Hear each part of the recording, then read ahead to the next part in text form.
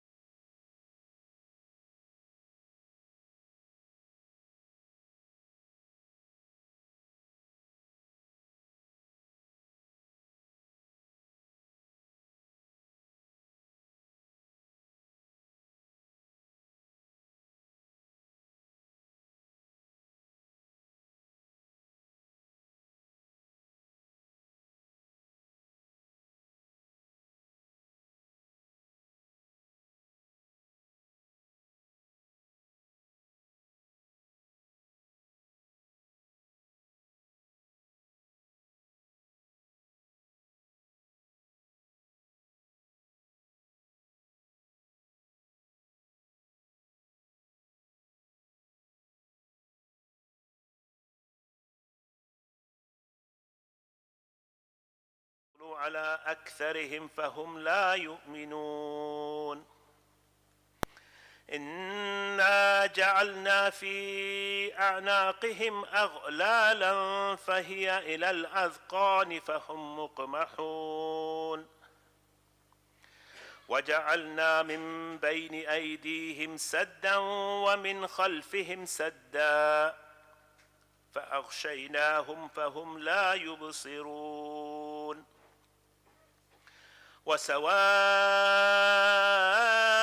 عليهم أأنذرتهم أم لم تنذرهم لا يؤمنون. إنما تنذر من اتبع الذكر وخشي الرحمن بالغيب فبشره بمغفرة وأجر كريم. إنا نحن نحيي الموتى ونكتب ما قدموا وآثارهم وكل شيء أحصيناه في إمام مبين. واضرب لهم مثلا أصحاب القرية إذ جاءها المرسلون إذ أرسلنا إليهم اثنين فكذبوهما فعززنا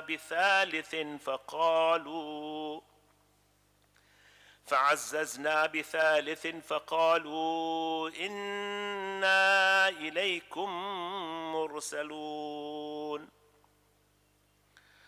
قالوا ما أنتم إلا بشر مثلنا وما أنزل الرحمن من شيء إن أنتم إلا تكذبون. قالوا ربنا يعلم إنا إليكم لمرسلون وما علينا إلا البلاغ المبين. قالوا إنا تطيرنا بكم لئن لم تنتهوا لنرجمنكم وليمسنكم منا عذاب أليم. قالوا طائركم معكم أئن ذكرتم بل أنتم قوم مسرفون. وجاء من أقصى المدينة رجل يسعى قال يا قوم اتبعوا المرسلين اتبعوا من لا يسألكم أجرا وهم مهتدون. وما لي لا أعبد الذي فطرني وإليه ترجعون. أأتخذ من دونه آلهة إن يردني الرحمن بضر لا تغني عني شفاعتهم شيئا ولا ينقذون. إني إذا لفي ضلال مبين. إني آمنت بربكم فاسمعون. قيل ادخل الجنة قال يا ليت قومي يعلمون بما غفر لي ربي وجعلني من المكرمين. وما أنزلنا على قومه من بعده من جند من السماء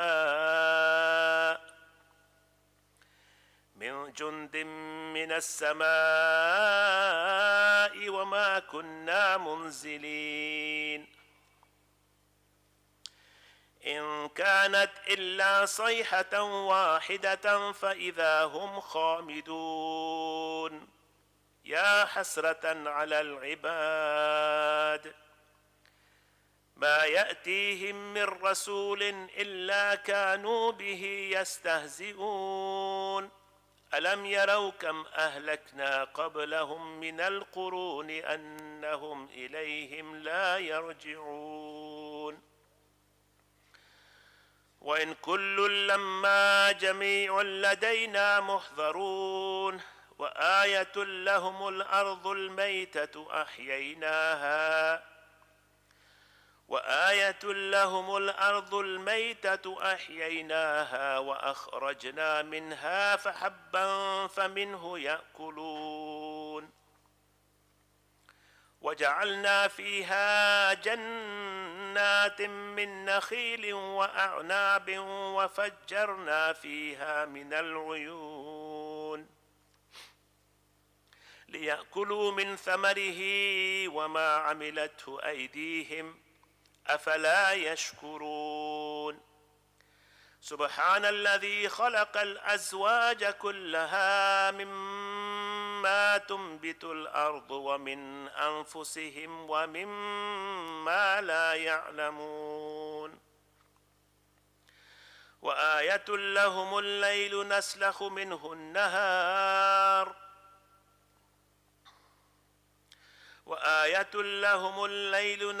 منه النهار فإذا هم مظلمون والشمس تجري لمستقر لها ذلك تقدير العزيز العليم والقمر قدرناه منازل حتى عاد كالعرجون القديم لا الشمس ينبغي لها أن تدرك القمر ولا الليل سابق النهار وكل في فلك يسبحون وآية لهم أنا حملنا ذريتهم في الفلك المشحون وخلقنا لهم من مثله ما يركبون وإن نشأ نغرقهم فلا صريخ لهم ولا هم ينقذون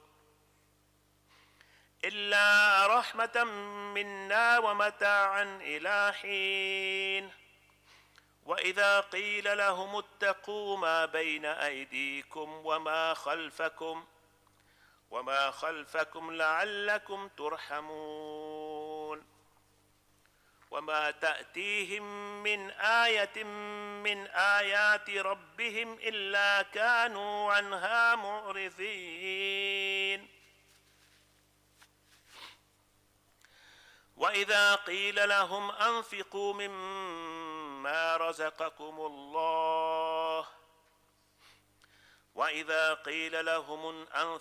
مما رزقكم الله قال الذين كفروا للذين آمنوا أنطعم من لو يشاء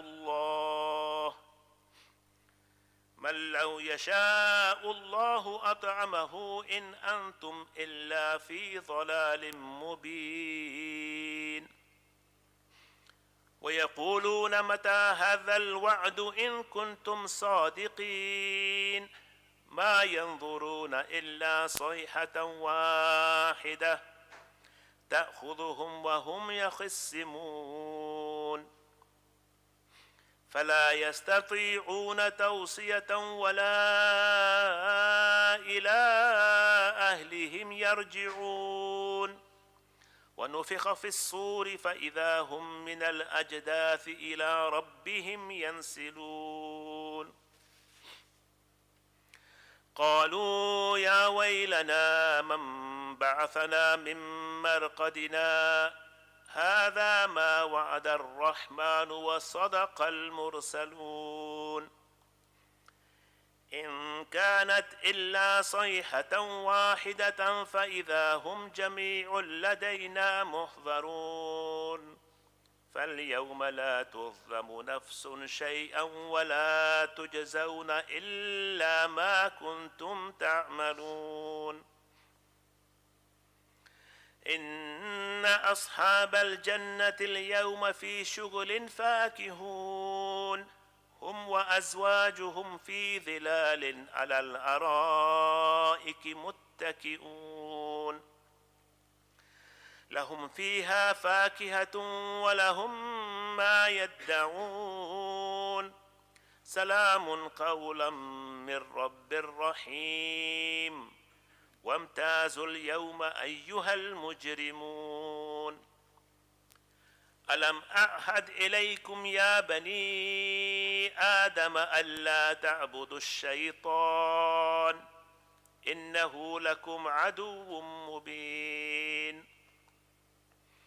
وأن اعبدوني هذا صراط مستقيم ولقد أضل منكم جبلا كثيرا أفلم تكونوا تعقلون هذه جهنم التي كنتم توعدون اصلوها اليوم بما كنتم تكفرون اليوم نختم على أفواههم وتكلمنا أيديهم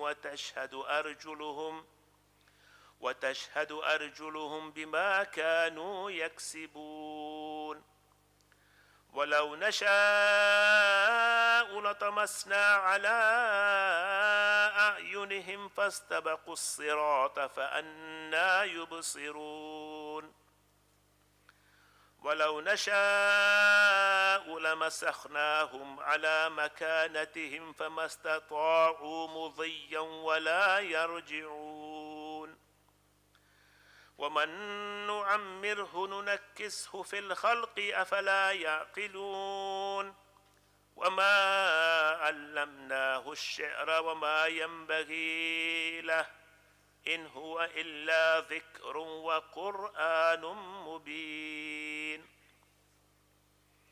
لينذر من كان حيا ويحق القول على الكافرين أولم يروا أنا خلقنا لهم مما عملت أيدينا أنعاما فهم لها مالكون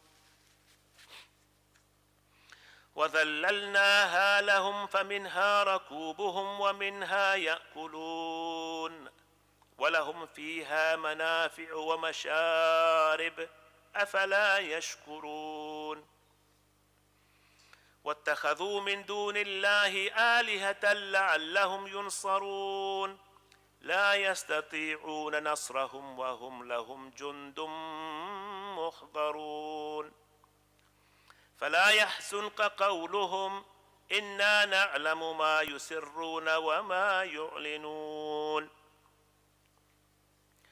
أولم يرى الإنسان أنا خلقناهم من نطفة فإذا هو خصيم مبين وضرب لنا مثلا ونسي خلقه قال من يحيي العظام وهي رميم قل يحييها الذي أنشأها أول مرة وهو بكل خلق عليم الذي جعل لكم من الشجر الأخضر نارا فإذا أنتم منه توقدون أوليس الذي خلق السماوات والأرض بقادر على أن يخلق مثلهم بلى وهو الخلاق العليم إنما أمره إذا أراد شيئا أن يقول له كن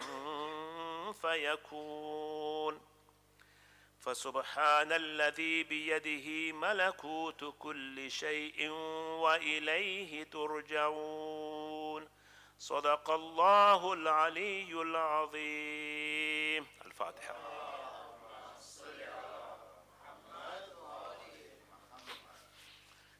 سورة الفاتحة. بسم الله الرحمن الرحيم.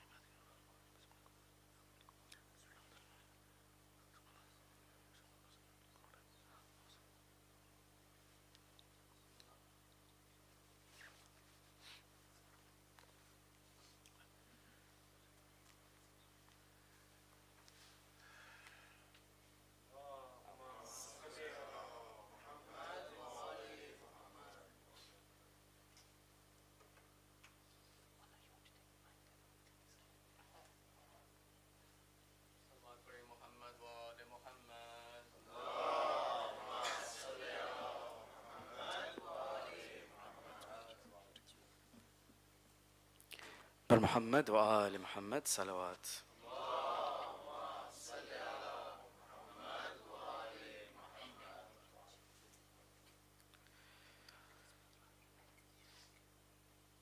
the day of Ashura, when Imam al-Hussein alayhi salam looked up towards the heavens and uttered those immortal words, Hal min nasir yansuruna, knowing full well that there was no one there on the plains of Karbala to come to assist him.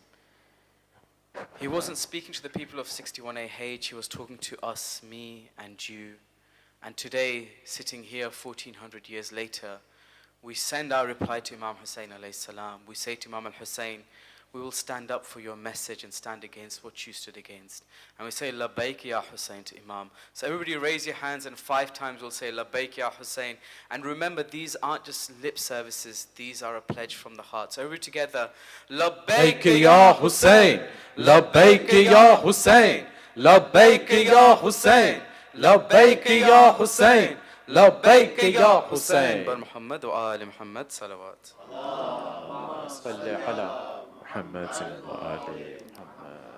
Before we begin, let's light the candles of our Iman. Nara Takbir. Nara Takbir. And after taking the name of our pure Lord, let's invite the Amatul Tahirin to come and join us. Nara Risalat. Nara Risalat. दोनों हाथ बुलंद करके नाराए हैदरी बारे दिगर एक नाराए हैदरी बाज़ाए बुलंद तर सलवात.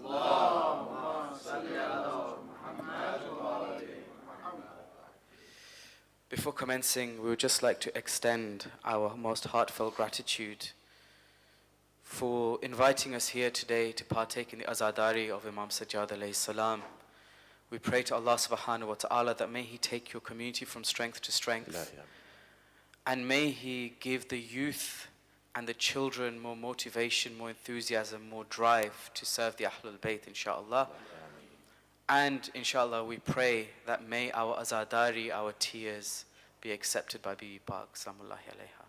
But Muhammad wa ali Muhammad, salawat.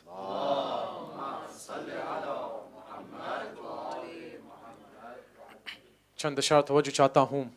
Nazi से फिक्र पैगंबर सा कोई ढूंढ के ला, नाजी से फिक्र पैगंबर सा कोई ढूंढ के ला, अरे घर तो मिलना ही नहीं बस दर सा कोई ढूंढ के ला.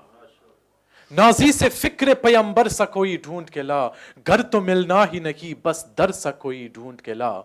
अरे 1-2 दिन नहीं सदियों की इजाजत है तुम्हें, 1-2 दिन नहीं सदियों की इजाजत है तुम्हें. तू अली छोड़ दे असगर सा कोई ढूंढ के ला, तू अली छोड़ दे असगर सा कोई ढूंढ के ला. तो शायद इसलिए हज़रत अली असगर ने यह कहा होगा कि ये फरात मेरी है मैदान करबला मेरा, ये फरात मेरी है मैदान करबला मेरा. ना देख उम्र मेरी देख हौसला मेरा, ना देख उम्र मेरी देख हौसला मेरा.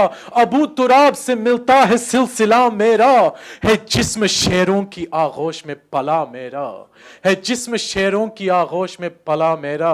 तो गलत है कि सिर्फ बराने दिलेर होते हैं, गलत है कि सिर्फ बराने दिलेर होते हैं. मेरे घराने में बच्चे भी शेर होते हैं.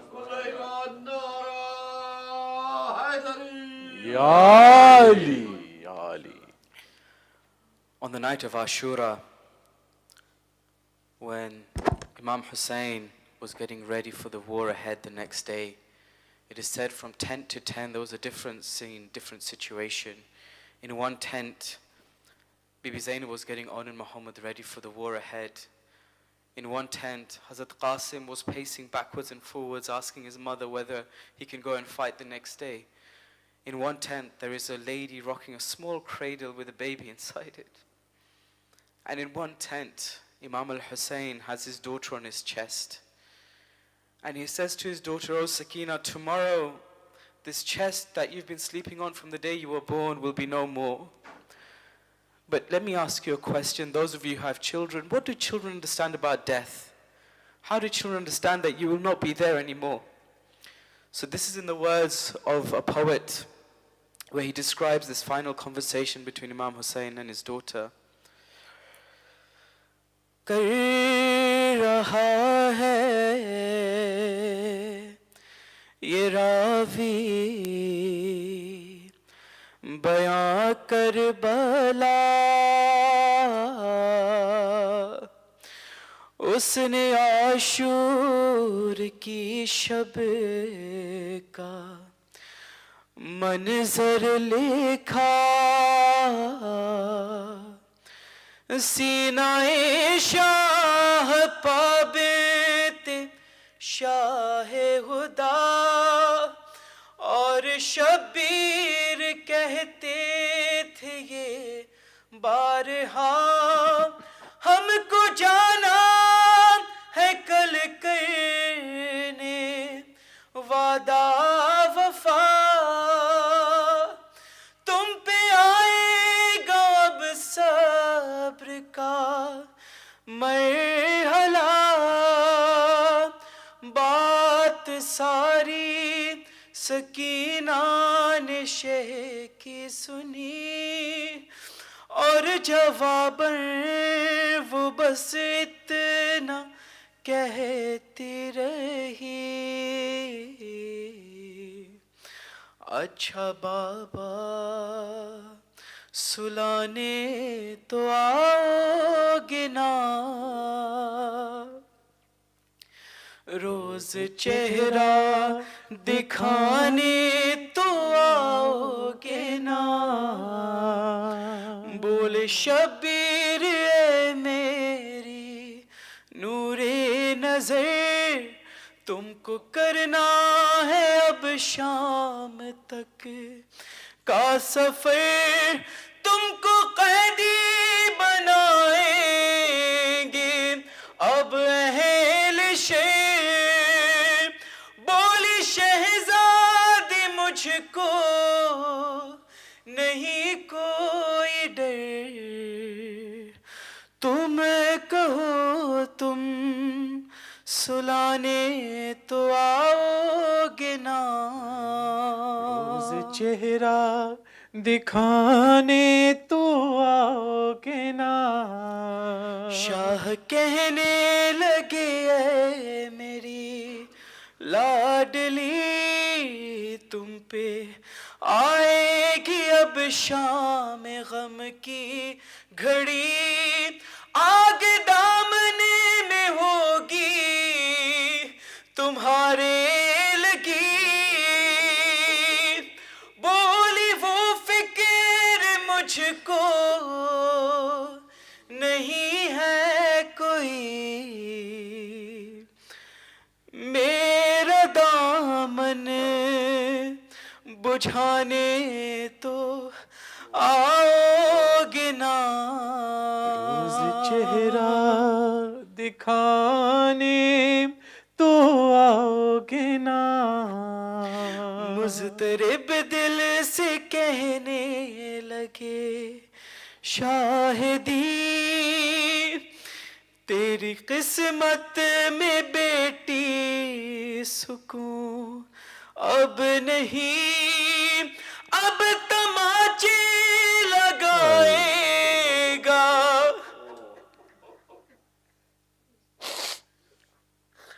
اب تماچے لگائے گا شمرے لئی، سن کے یہ بات کہنے لگی وہ حزین،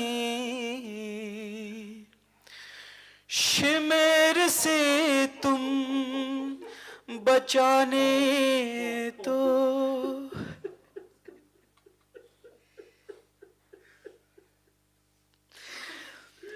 شمر سے تم بچانے تو آؤ گے نا، روز چہرہ دکھانے تو آؤ گے نا، پھر کیا شہ نے بیٹی سے کچھ یوں سخن، سب حرم ہوں گے اب تو اسیر مہر، تیرے ہاتھوں میں بھی اب بندے گی رسم، بولی یہ بات سن کے وہ تشنا دہن، تم گلے سے لگانے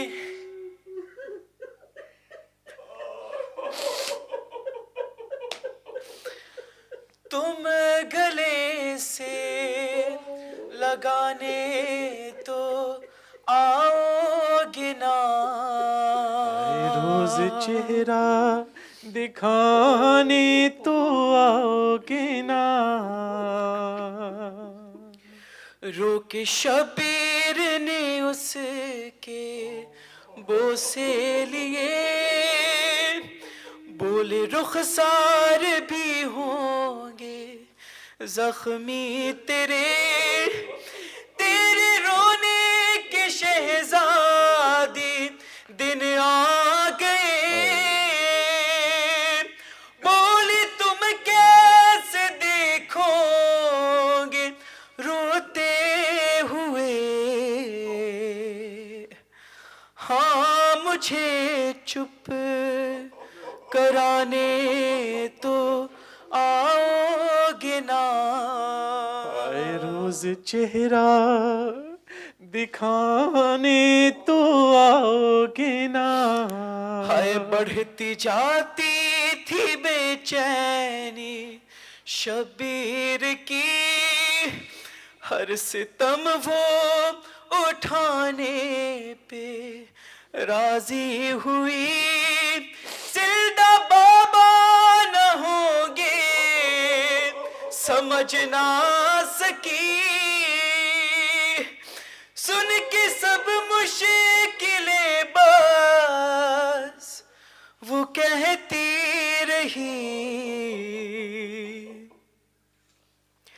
گر میں روٹھی منانے تو آؤ گے نا، روز چہرہ دکھانے تو آؤ گے نا. اب یہ منظر سن لے آپ. بی بی یہ کیا جواب دیتی ہے؟ لکھ کے سلمان دل پھٹ رہا ہے میرا، ہائے جب شاہ والا نے رو کر کہا، اب تو زندان مرقد بنے گا تیرا، بیٹی صابر کی تھی بولی وہ صابرہ، میرا لاشا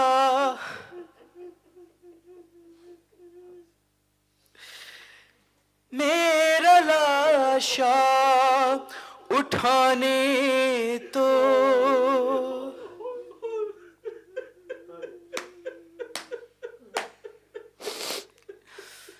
میرا لاشا اٹھانے تو آؤ گے نا، روز چہرہ دکھانے تو آؤ گے نا.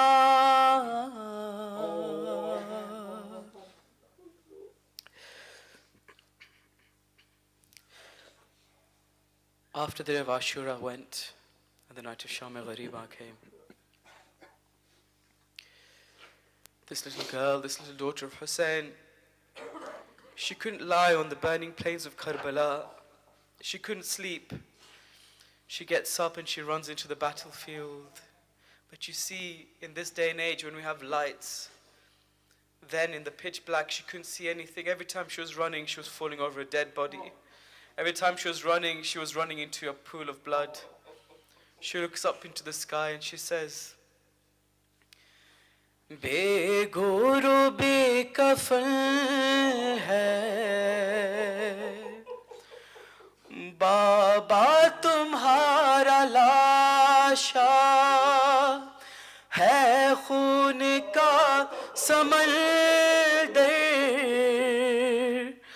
اور رات کا اندھیرا، سینہ تمہارا بابا لاشوں میں ڈھونڈتی ہوں، پاس اپنے بلا لو بابا میں ڈھونڈتی ہوں، جنگل میں کھو گئی ہوں، پاس اپنے بلا لو، ہائے ایک بار بس میں سینے پر سونا چاہتی ہوں، پاس اپنے بلا لو. She says, بس یہ مجھے بتا دو میں کیسے تم کو پاؤں، دن رات یاد کر کے بابا میں مر نہ جاؤں، پھیلائے ہاتھ اپنے، پھیلائے ہاتھ اپنے، میدان میں کھڑی ہوں، پاس اپنے بلا لو. اصغر کو لے کے بابا میدان میں سو گئے ہو، سوئے جہاں ہو بابا مجھ کو وہیں بلا لو، گودی میں کیا تمہارے میں بھی نہیں پلی ہوں، پاس اپنے بلا لو. She says, امو میرے کہاں ہو تم شیر باوفا ہو، بالی میری چھنی ہے، دامن جلا ہے دیکھو، مانگوں گی اب نہ پانی، بس اتنا چاہتی ہوں، پاس اپنے بلا لو. اب کھا لیے تماچے، چادر چھینی ہے سر سے، کانوں سے خون ہے جاری، گھبرا رہی ہوں ڈر سے، میری طرف بھی دیکھو کس حال میں پڑی ہوں، پاس اپنے بلا لو. And then when she can't hear any reply back, she gets worried and she says, کیا آ رہی ہے تم تک رونے کی یہ صدائیں، اے کربلا سنا دو، اے کربلا سنا دو، بابا کو یہ ندائیں، بیٹھی ہوئی زمیں پر میں ہاتھ جوڑتی ہوں، پاس اپنے بلا لو. سن کر صدا تجانی ایک لاش نے پکارا، آؤ میری سکینہ،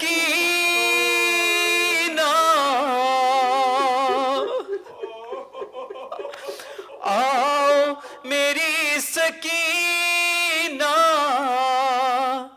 بابا ہوں میں تمہارا، کہنا نہ اب میری جان، بابا میں کھو گئی ہوں، پاس اپنے بلا لو. In the prisons of Sham, when this little girl arrived, she was chained up and her body was treated in such a way that when she died, her body was covered in bruises from top to bottom. But she cried so much that one night the guards went to Yazid, may Allah curse him, And they said, this girl is crying so much, what should we do? He said, give her her father's head. When Sakina got her father's head, she took her into her arms. First thing she did is she cleaned his face, and she took all the dust and blood off his face. What did she say to him? She says, oh father, know one thing, I have no complaints. Just remember that at every step of the way, I have only remembered you. She says to her father, Shimr karta tha sitam, mujhko darane ke liye, اونٹ دوڑاتا رہا مجھ کو گرانے کے لیے. ہائے وہ ظالم نے میرے رخساروں پہ ہے تماچے مارے, انگلیوں کے ہیں نشان دیکھ لو ایک بار ادھر.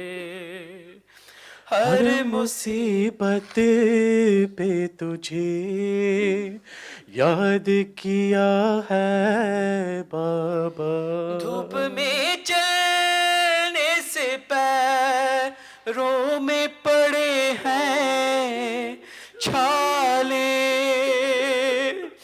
داد کی طرح میرے دن بھی ہوئے ہیں کالے. یہ سنیے, ایک رسن بارہ گلے, میں ہوں چھوٹی سب سے, چلنا دو بھر تھا مجھے. بی بی کیا فرماتی ہے, میں لٹک جا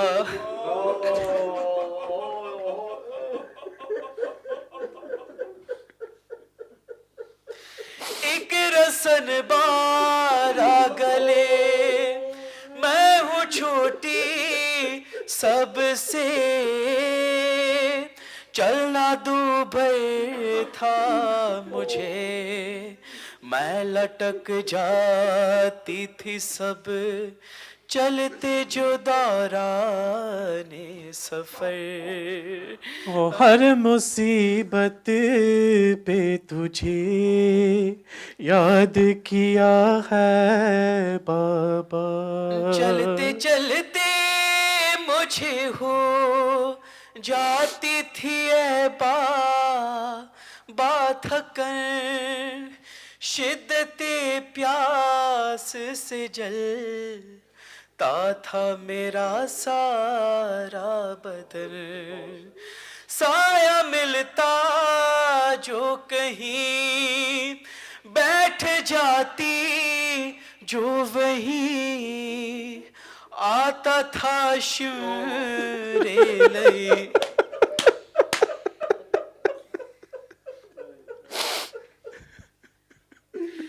سایہ ملتا جو کہیں ارے بیٹھ جاتی جو وہیں آتا تھا شمر لئی. تازیانے کی اذیت میں بتاؤں کیوں کر, ہر مصیبت پہ تجھے یاد کیا ہے بابا. میری دادی نے بھی دربار کا منظر دیکھا, پسلیاں ٹوٹ گئی, جلتا ہوا در دیکھا. میں بھی ناقے سے گری ہو گئی ہوں زخمی, میری پسلی ٹوٹی,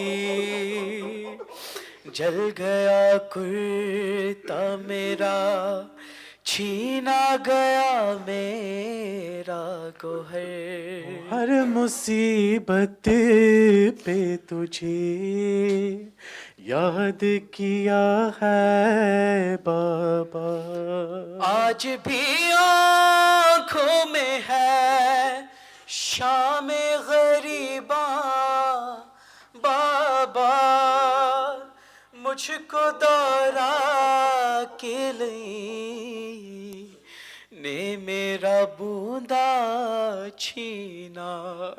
सिमर की वो सेली मुंह के बल जो मैं गिरी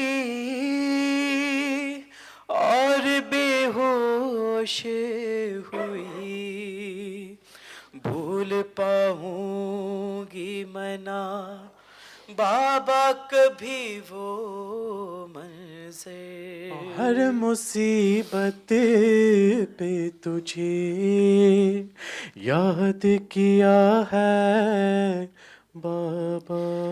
एक नोहे में निगार आ नहीं सकता वो बयान, दर्द में डूबी है ते जानी के नोहे की जुबान। बाप के सिर को लिए बहन बची ने किए, सारे कैदी रोए। बच्ची कहती रही और बच्ची कहती रही और रोता रहा बाप का sir. After this little girl passed away, it is said when the women of Sham were giving her ghusl, there was a scream heard and they came to Imam Sajjad. They said to Imam, "Oh Imam, we have just 3 questions for you." Imam said, "What is it and why are you screaming and crying so much?" They said the first question is, was this little girl ill in some way? Because all we can see is fungus growing all over her body.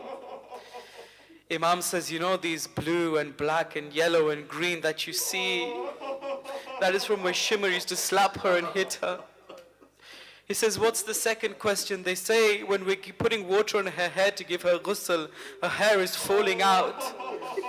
Imam Sajjad said to them that you see when Shimmer used to speak to her, he never spoke to her looking down at her. He used to pick her from her hair and lift her up.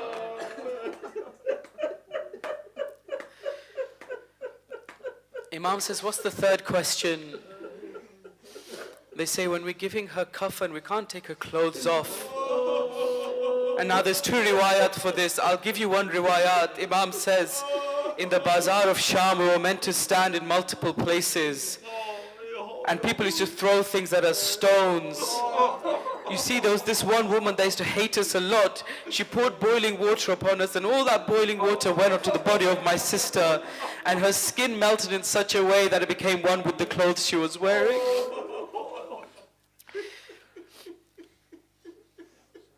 I will tell you one riwayat that I heard recently. When there's an alim who not too long ago had this dream where he saw Bibi Sakina. And he saw this little girl and she said to him, "Oh man, move my body from where it is, because there's water entering my grave." The alim thought the first night this was a premonition, a dream, but he left it. The second night, the third night, he said, this must be a sign that I have to go and do this. So he sent his daughters to move the body or exhume the grave of Sakina and move her body to another grave. The daughters came back crying. The alim said to his daughters, he said, what's the problem? They said, "Father, you said that this girl was beaten and slapped in her life." "Yes, I told you that. But were you not prepared?" They said, "Yes, we were prepared." They said that you told us that she didn't have a coffin on her when she died. The father said, "Did I not tell you that?" They said, "Yes, you told us that." But they said, "Father, you did not tell us one thing." He said, "What is that?" He said, when we took her out of the grave, her hands were still in the ropes that she was originally tied in. Her hands and feet were still bound in those ropes. Sayyidah Zainab comes back to Karbala for the Arba'een, and she comes to the grave of her brother.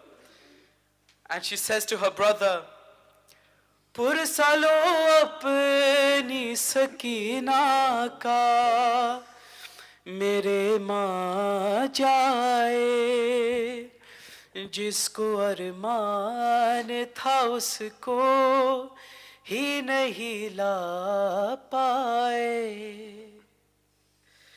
گھر چلو کہتی رہی آخری دم تک ہائے، اس کو بہلاتی رہی جلدی چلیں گے ہم گھر، معاف کرنا معاف کرنا مجھے، معاف کرنا. بھائی جاپ کو بھیجا ہے سکینہ نے سلام، اپنے امو کے لیے ہے یہ بھتیجی کا پیام. ارے بجھ گئی پیاس شکایت کا نہیں کوئی کلام، پانی کے واسطے شرمندہ ہے امو کیوں کر. معاف کرنا معاف کرنا. ننھی سی جان اٹھائی ہے، جفائیں کیا کیا، ایک شرابی نے کنیزی کے لیے جب مانگا، میرا سجاد بھی غیرت سے لہو رو دیا تھا، بڑی حسرت سے ہمیں دیکھ رہی تھی مضطر. معاف کرنا معاف کرنا. چھوڑ کر آئی ہوں زندہ میں سکینہ کو، معاف کرنا. پر محمد و آل محمد صلوات.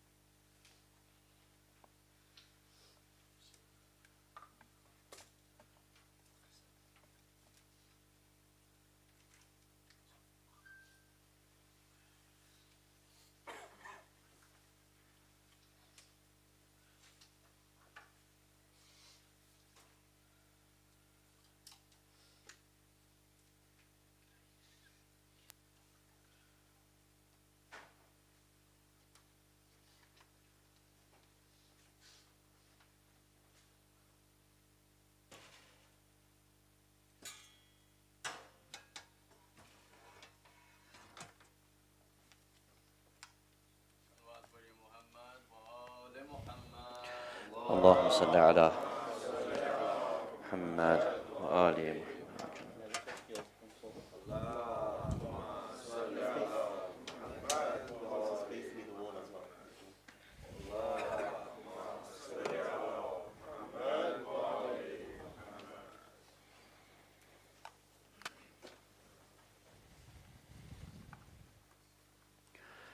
Please open your Qur'ans to chapter number 9, Surah At-Tawbah.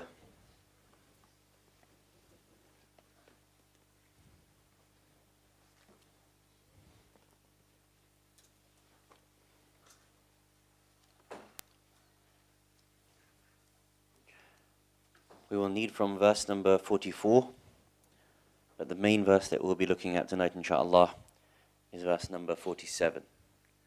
So we'll start with 47, we'll go back to 44, and then read forward again to 47. So please open your Qur'ans, Surah At-Tawbah, chapter number 9, from verse 44 to verse 47. For the love of the Holy Prophet Muhammad, one loud salawat ala Muhammad wa ali Muhammad. Allahumma salli ala Muhammad wa ali Muhammad. Please recite Surah Al-Fatiha for the following marhumeen. Marhum Sayyid Abbas Qamar Zaidi, Marhuma Naseem Bai, and Marhum Bahadur Ali Raza Mauji. For them and for all of the marhumeen of our community, Al-Fatiha. Bismillah ar-Rahman ar-Rahim. Alhamdulillah Rabbil Alamin. Ar-Rahman ar-Rahim.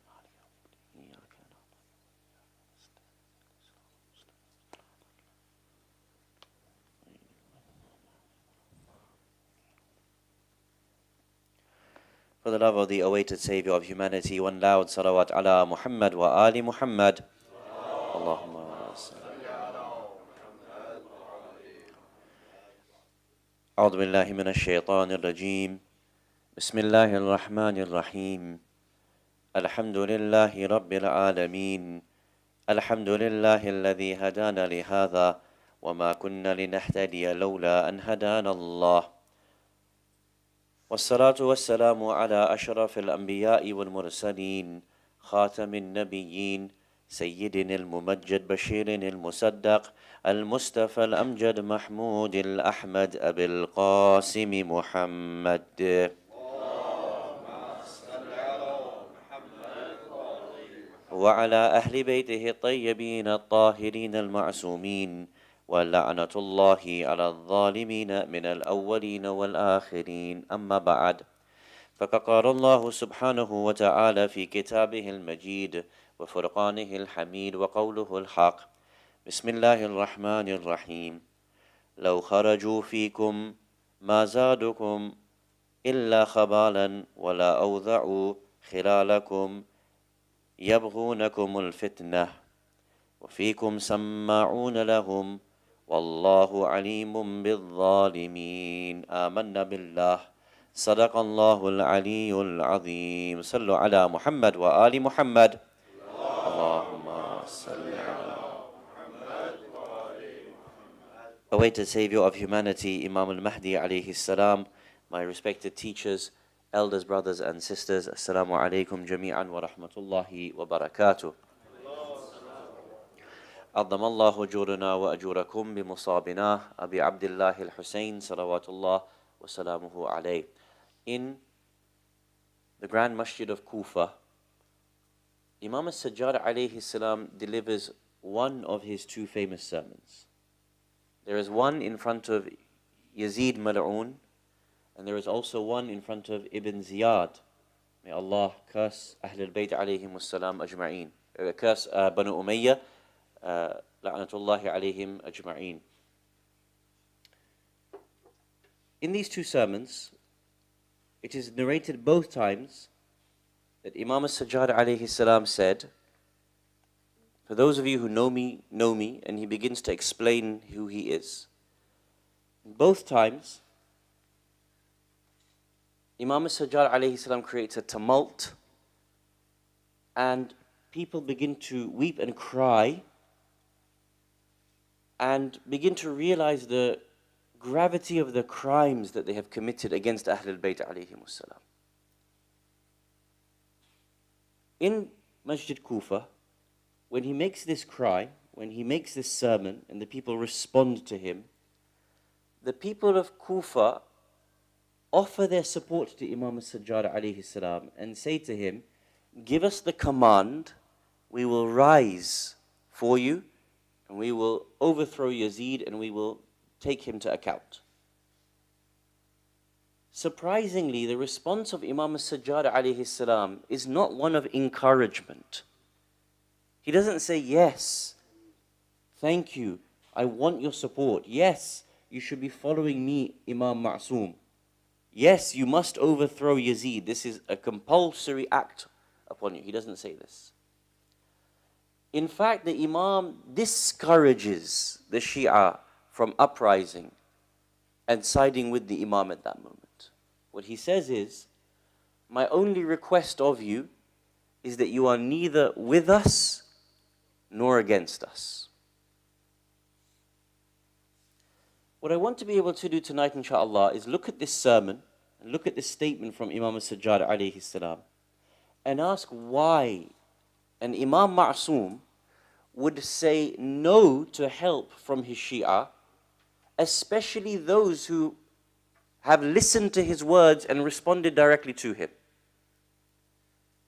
And what we'll find is that on many occasions, because the Ahlul Bayt alayhimus salam could not trust their Shia to fulfill the expectations upon them, the Imam would prefer them not to rise and not to participate in the movement with him, because they would be more of a liability for the Imam than actually an aid for the Imam. And this is a very deep lesson for you and I, especially if we imagine the coming of our 12th Holy Imam, Imam al-Mahdi Ajjalallahu Ta'ala Faraj al-Sharif.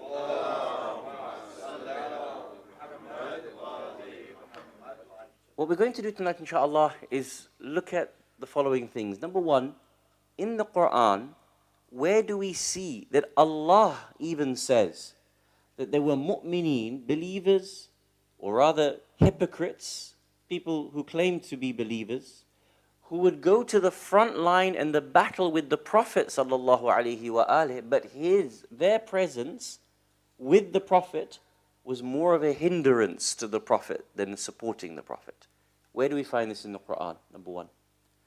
Number two, we want to be able to look at how Ahlul Bayt alayhimus salam have spoken about their own community of followers, us, and sometimes mention them in the context of being more disruptive, more harmful to their movement than Dajjal himself. And yet on the other side, there are those Shia who are truly helpful to the Imam, and the Imam sends salutations upon these individuals and lauds these individuals. And then number three, to also think about that in the contexts in which we live in, and how many a times in many different manifestations we can see that our own selves can be actually more harmful to our community than beneficial, more harmful to the Muslim community than beneficial, more harmful to our own communities than beneficial. And it requires us to be very honest with ourselves as to whether we're actually holding the community back or pushing it forward. Because many a time, Ahlul Bayt alayhimus salam have said, we need to introspect, and if we're more harmful, then actually it's better that we're not in those positions to do more harm than good. We have to work very diligently to have insight on these matters, to be able to see whether we would actually be more of a drain on the Imam Ma'soom, or whether we actually are genuinely in support of the Imam's movement. This is a very precarious sort of discussion, because the moment one really thinks hard and says, when I come to the community and I take a position, or I take a stance, or I do something in the outside world, or there is a video of me circulating and my behavior as representing the Shia or representing the Muslim community, immediately asks us, would the Imam approve or disapprove? Well, at times the Imam absolutely disapproved of the behaviors of his own Shia, to the extent where he said, don't help me, don't participate with me, because actually this is more harmful to me than good. So what I want to do is to read to you a little bit of the sermon and the response from the Shia of Kufa, and then how the Imam actually words it to say, don't rise with me. And then inshallah we go into the Quran and some of the ahadith that helps us to be able to build this picture of a very important narration from our fourth holy Imam Zaynal Abidin salawatullah wa salamuhu alayhi.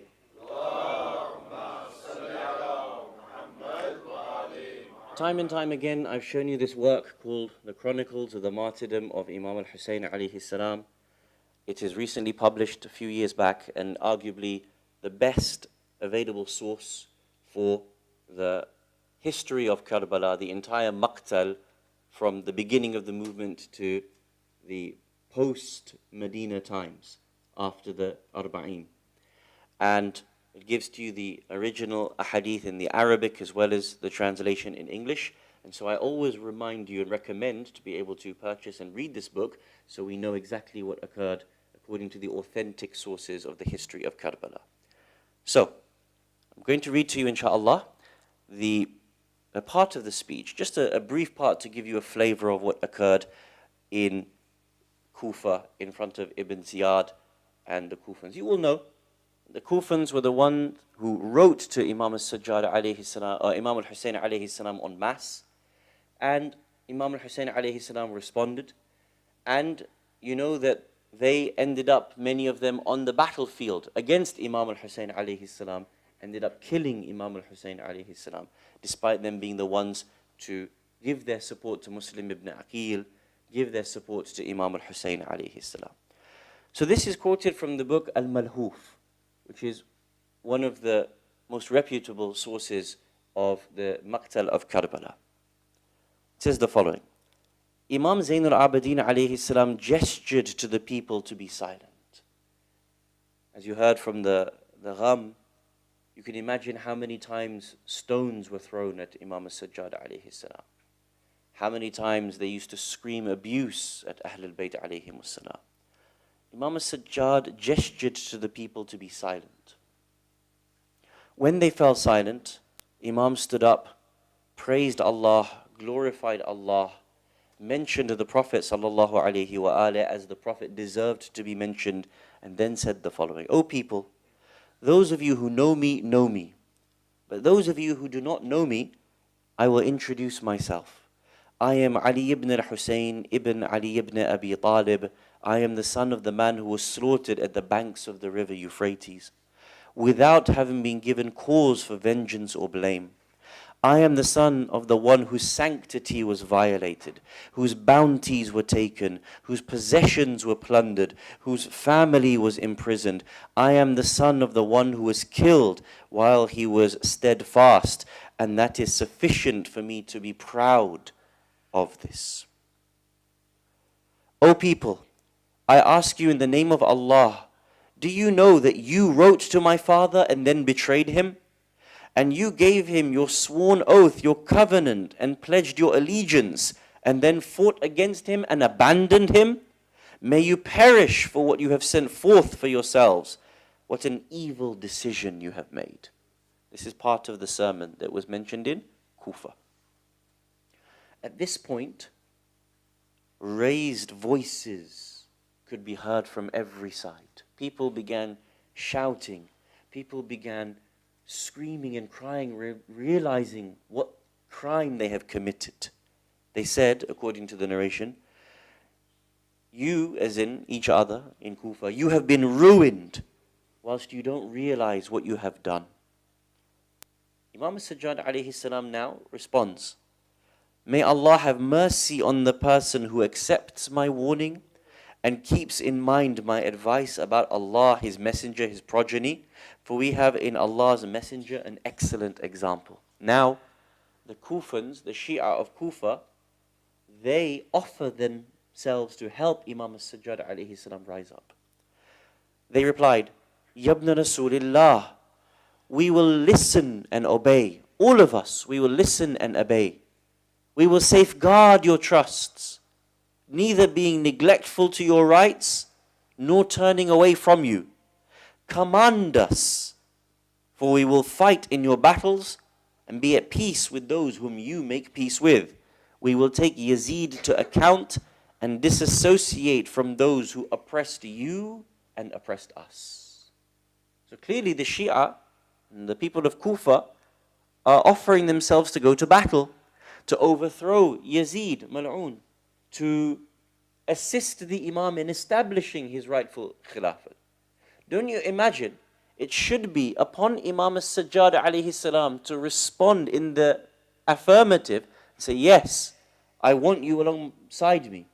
Shouldn't an Imam Ma'soom say this? He doesn't say this. He responds with the following words: you will never do this. What you have said, what you have promised me, you will never do this. O people of treachery and cunning, Your base desires have control over you. Do you mean to do to me what you did to my father? The same way you gave a false promise to my father, Husayn ibn Ali, and then left him. Nay, you actually were the ones to kill him. You will do to me what you have done to my father. Do you mean to do to me what you did to my father? Never. I swear by the Lord of the cosmos, indeed that wound has not healed. My father, may God bless him, was killed just yesterday alongside his family. The memory of God's messenger and the loss of my father and his sons remains etched in my mind. Its bitterness fills my mouth. Its bile courses through the depth of my heart.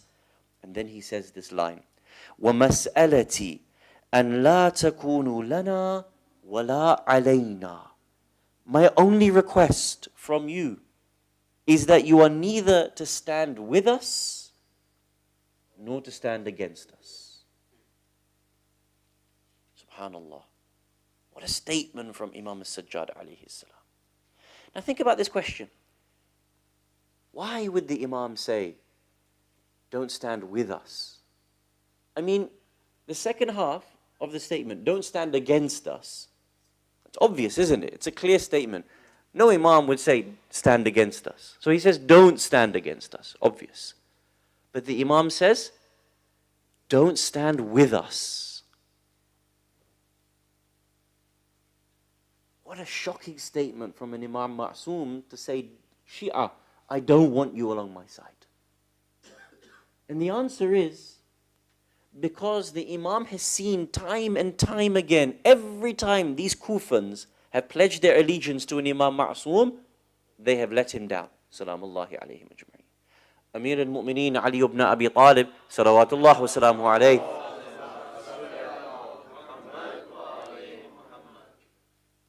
asked for his army to rise. And he said to them, one last push, we will finish off Muawiyah ibn Abi Sufyan.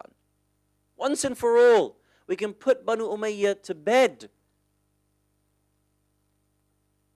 They responded, saying, we don't want to go. In Nahj al-Balagha, Imam complains about his own Shia and his army. You know what he says? If I was to say to you, rise in summer, you will say it's too hot, wait till winter. And if I was to wait for you to rise up in winter, you will say it's too cold. This is what my Shia are like, he says. And what happened? Afterwards, Imam is martyred on the 19th and then 21st of Shahr Ramadan. Imam al-Hasan, salawatullah wa salamuhu alayhi,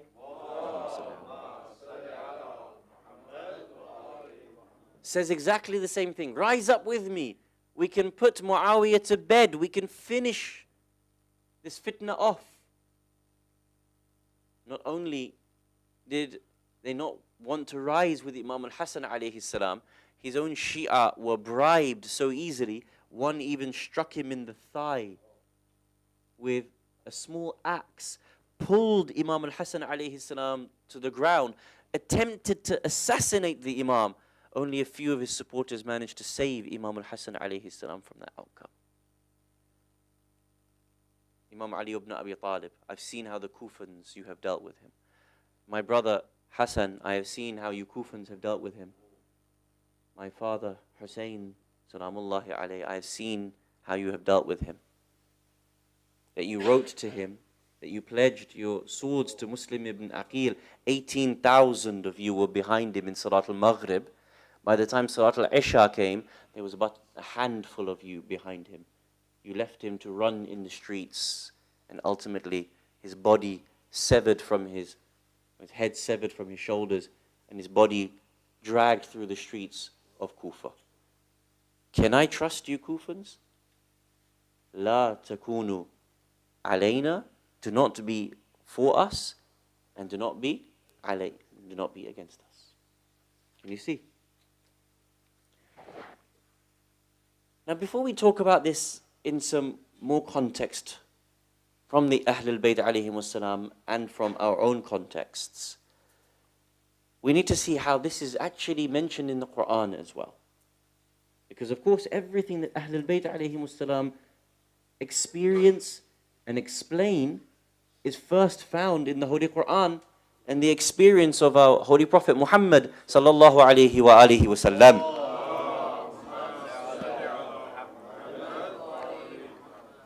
The Prophet says, "Ma udhiya nabiyya mithla ma udhit." No prophet has had to undergo what I have had to undergo. So whatever experiences Ahlul Bayt alayhimus salam explain to us, it starts off being in the Quran. Please open your Qurans to chapter number 9, Surah At-Tawbah. Verse number 47. We'll read 47 and then we'll go backwards to 44, inshaAllah. Remember, Imam says, I've seen the way you've dealt with 3 other Imams from Ahlul Bayt alayhimus salam. I have no confidence that if you rise or you tell me you're going to be with me, that you will actually follow through, because your history and your example tells me something else. In fact, if you were to say you're going to rise and I was going to believe you, then I'll put myself at risk, the same way my father put himself at risk. Have a look at this verse. Surah At-Tawbah, verse number 47. This sequence of verses is about the battle of Tabuk. You'll remember in the battle of Tabuk, the Prophet ﷺ left Amir al-Mu'mineen alayhi salam behind in Medina to be the representative of the Prophet. The army goes out and Imam has to manage the city, the protection of the city. He has to manage the affairs of the city, the economy and the business of the city, the tribes of the city, the Jews, the Christians, the Zoroastrians. Everything is under the watch of Ali ibn Abi Talib. This is the sequence of verses. Verse 47. Now there are some people who didn't want to go to the battlefield. And there are some people who would go to the battlefield but didn't want to assist the Prophet in war. And some people that if they were to do this, they would go to the battlefield, but they would do everything they could to escape the battlefield. They would say, yeah, we're with you, Ya Rasulullah. Don't worry, you can rely on our support. Our sword is yours. But when the moment came, they would run from the battlefield, or they would swap out with others on the battlefield. What would happen? This would leave gaps in the army. So this would cause more problems from the Prophet than support for the Prophet. It's in this context this ayah is revealed. Verse 47. Bismillah ar-Rahman ar-Rahim. لَوْ خَرَجُوا فِيكُمْ مَا زَادُوكُمْ إِلَّا خَبَالًا.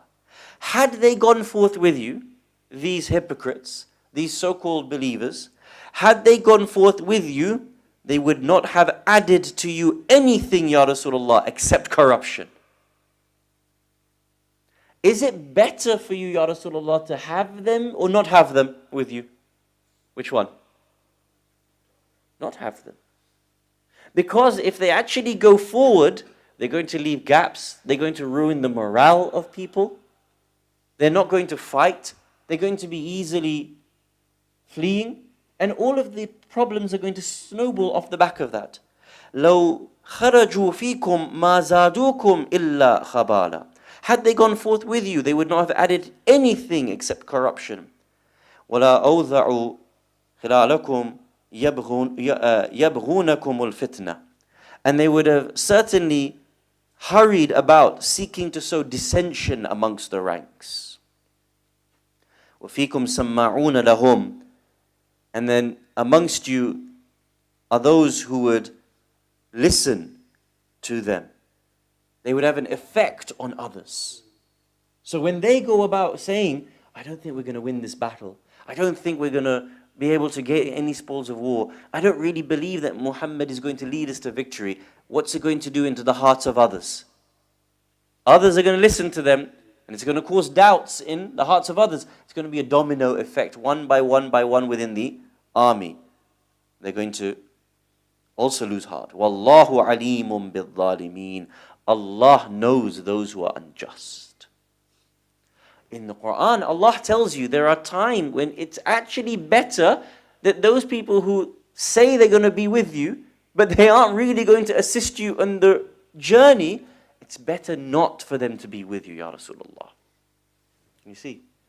You see in the earlier verses, from verse 44, Allah subhanahu wa ta'ala begins this sequence. Bismillah ar-Rahman ar-Rahim. لا يستأذنك الذين يؤمنون بالله واليوم الآخر أن يجاهدوا بأموالهم وأنفسهم. They do not ask leave of you, those who really believe. They do not ask to be away from the battlefield. They don't ask to be excused from supporting the Prophet sallallahu alaihi wasallam. They believe in the last day and striving hard for their profit, with themselves and with their properties and with their persons. Allah knows who these people are. Wallahu alimun bil muttaqin. Allah knows those who truly guard against evil. Do you know who this verse was revealed about? Amir al-Mu'mineen Ali ibn Abi Talib salawatullah wa salamuhu alayhi.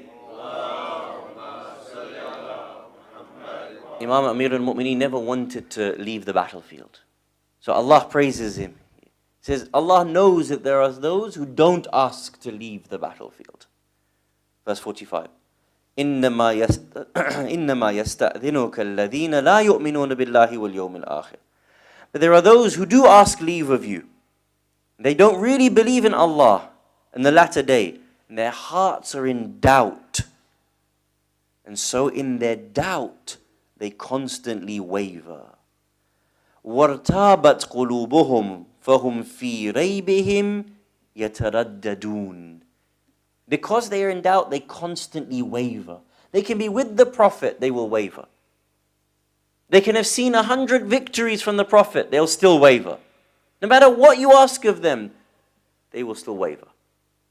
It was there at the time of the Prophet sallallahu alaihi wasallam, and you can see how Imam Sajjad alayhi salam understood these things. It's very interesting. We find here that Imam has seen the experiences of his father, his uncle, his grandfather. He's seen previously the way the Shia have responded and then let him down, let the family down, Ahl al-Bayt alayhim was-salam down. So he knows how they are.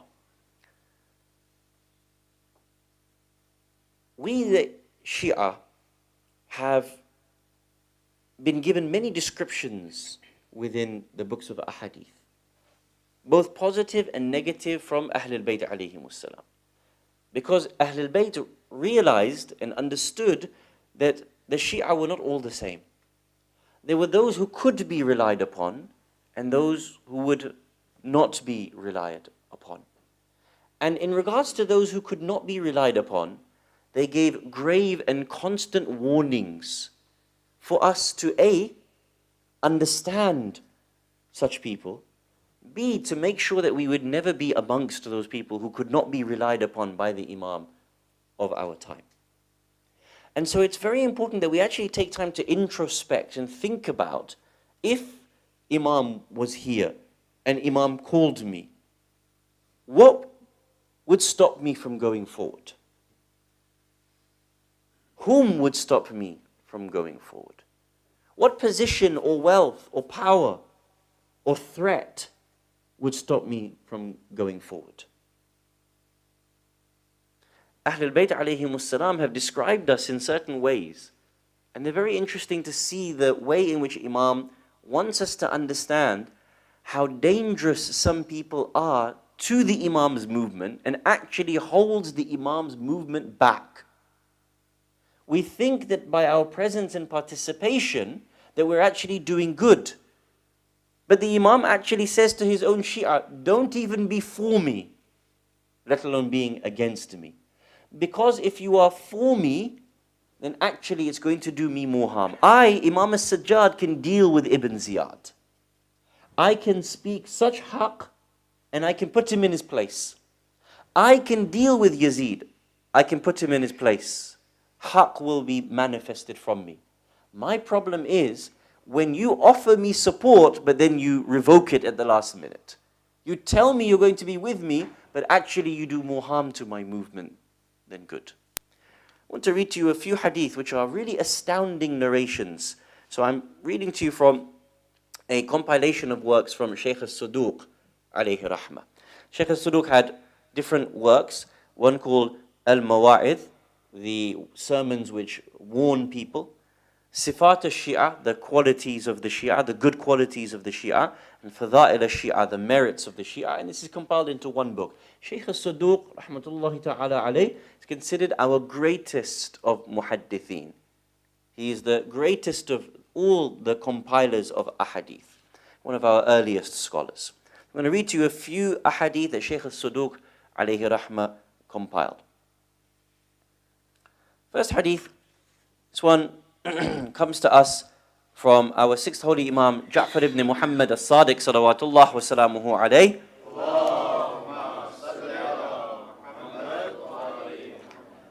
And this is in regards to the people of Kufa, the Shia of Kufa, to give context to what Imam al-Sajjad alayhi salam is saying. So Imam al-Sajjad, fourth Imam, Imam al-Sadiq alayhi salam, sixth Imam. So you can see that in the space of two Imams, how an Imam describes the people of Kufa, the Shia of Kufa. Have they changed their ways and their behaviors? Have they learnt from what happened to Ali ibn Abi Talib, Imam al-Hasan, Imam al-Hussein, the statement of Imam al-Sajjad alayhi salam? Let's see. Hadith comes from Al-Mufaddal bin Qais that Imam al-Sadiq alayhi salam asked him about the number of Shia in Kufa. He says to him, Kam Shi'atuna bil Kufa? How many Shia are there in Kufa? Qultu 50,000, 50,000 Shia in Kufa. Imam responded, do you hope that there were less? If I said to you, how many Shia are there in Leeds? How many Shia are there in Bradford, for example? And you say to me, I don't know, 1,000, 2,000. And I said to you, do you wish that there were less Shia in Bradford? It would be a strange statement, wouldn't it? You'd say, why would I want there to be less Shia in Bradford? Surely we want more Shia. Do you wish that there were less? Do you wish that there were 25,000? Do you wish that there were 5,000? Do you wish that there was 1,000? Imam continued reducing the number. By Allah, I swear, I wish that there were 25 Shia, provided that they would truly acknowledge our beliefs and say nothing but the truth about us. I would rather 25 diligent followers than 50,000 that are going to cause us more problems than good. Incredible set of statements from Imam, isn't it? But look at this hadith, it's very interesting how the Imam clarifies what he wants in the Shia.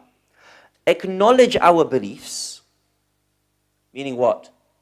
If we state something about aqa'id, follow it. Don't make up your own aqa'id just because it's popular at this time, just because it's what the Shia do as a culture. I would rather our Shia follow our beliefs, not establish their own beliefs. And I would rather that they say about us nothing but the truth. No ghulu, no excessives, no shortenings on our standards and our merits. I'd rather them just say what is true about us. Why?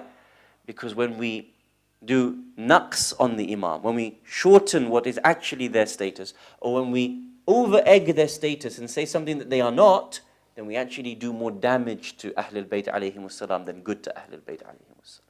That's what I'd rather have. And I'd rather have 25 of them than 50,000 people that will not do this. Incredible statement from Imam, isn't it? This hadith, next one, comes to us from our eighth holy Imam, Ali ibn Musa al-Rida, salawatullah wa salamuhu alayh. Hadith comes to us from Ahmad ibn Muhammad al-Khazzaz, from Imam al-Rida alayhi salam. He says the following. This one is a very strong statement. Some of those who claim affection for us are more dangerous for our Shia than the ordeal of the Dajjal. The Dajjal, I mean, you can't get worse than that, right? In Akhir al-Zaman. I mean, it's Dajjal. He's literally the imposter Christ. Not Antichrist, imposter Christ. And he will do miracles pretending he is Isa alayhi salam and drive people towards him. Some of those who claim affection for us are more dangerous for our Shia than the ordeal of the Dajjal. The companion, Ahmad ibn Muhammad al-Khazzaz, asks, how do such people become so dangerous? How can a Shia be more dangerous than the ordeal of Dajjal? Imam replies, in reality they support our enemies and antagonize our followers. When this occurs, the right becomes confused and the wrong becomes perplexed. Then there will be no distinction between the believers and the hypocrites. You see? It becomes mixed. We don't know what is truly right and what is truly wrong. The Kufans said, we're with you. But they didn't really understand what it meant to be with the Imam. Because there's still mixed loyalties with Banu Umayyah. Can you see? There's a dua that is given to us to help us overcome this. Dua is from our sixth holy Imam, Jaffer ibn Muhammad al-Sadiq salawatullah wa salamuhu alayh.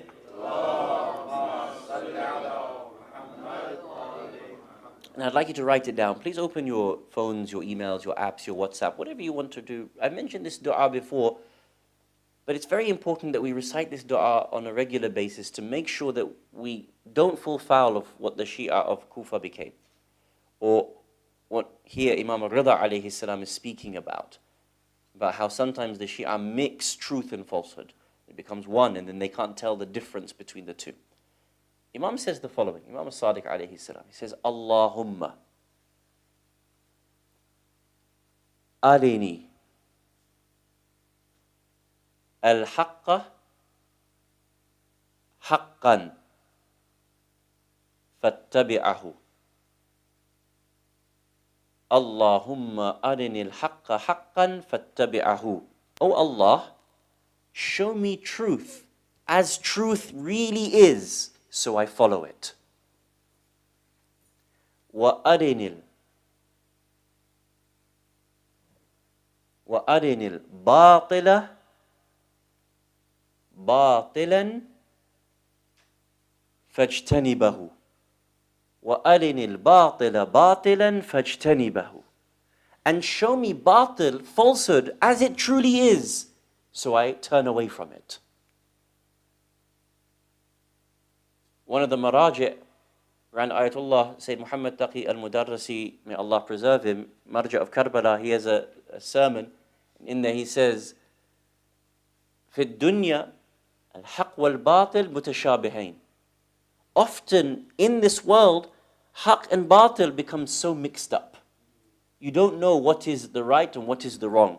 So many people are going this way, so many causes are going this way, so many people are saying this, so many people are saying that. One speaker says this, one speaker says that. One movement goes this way, one movement goes that way. And we all fall between the cracks. We don't know where truth lies often. There's a dua to help us to be able to see clearly. Allahumma arini al-haqqa haqqan fattabi'ahu wa arini al-batila batilan fajtanibahu. So here on one side, Imam alayhi salam says that there are some Shia that are more dangerous than the ordeal of the Dajjal. They're going to do worse things for our Shia than even Dajjal in that period of time. Subhanallah. On the other side, there are some Shia who have worked so diligently, been so much akin, in step with Ahlul Bayt alayhimus salam. Ahlul Bayt alayhimus salam praise them in a way that their merits are unmatched in human history. There are certain Shia, the time of Imam alayhi salam, the fifth and the sixth Imam, as an example. We mentioned him a few nights ago in one of our discussions by the name of Zurara bin A'yun, as an example. Another Muhammad bin Muslim, companions of the fifth and the sixth Imam. You know what Imam al-Sadiq alayhi salam says about Zurara? Zurara is not ma'soom. He's an ordinary human being in the sense that he's not born from a ma'soom, he's not a ma'soom. Do you know what Imam al-Sadiq alayhi salam says? He says, Zurara bin A'yun is the otad of this religion.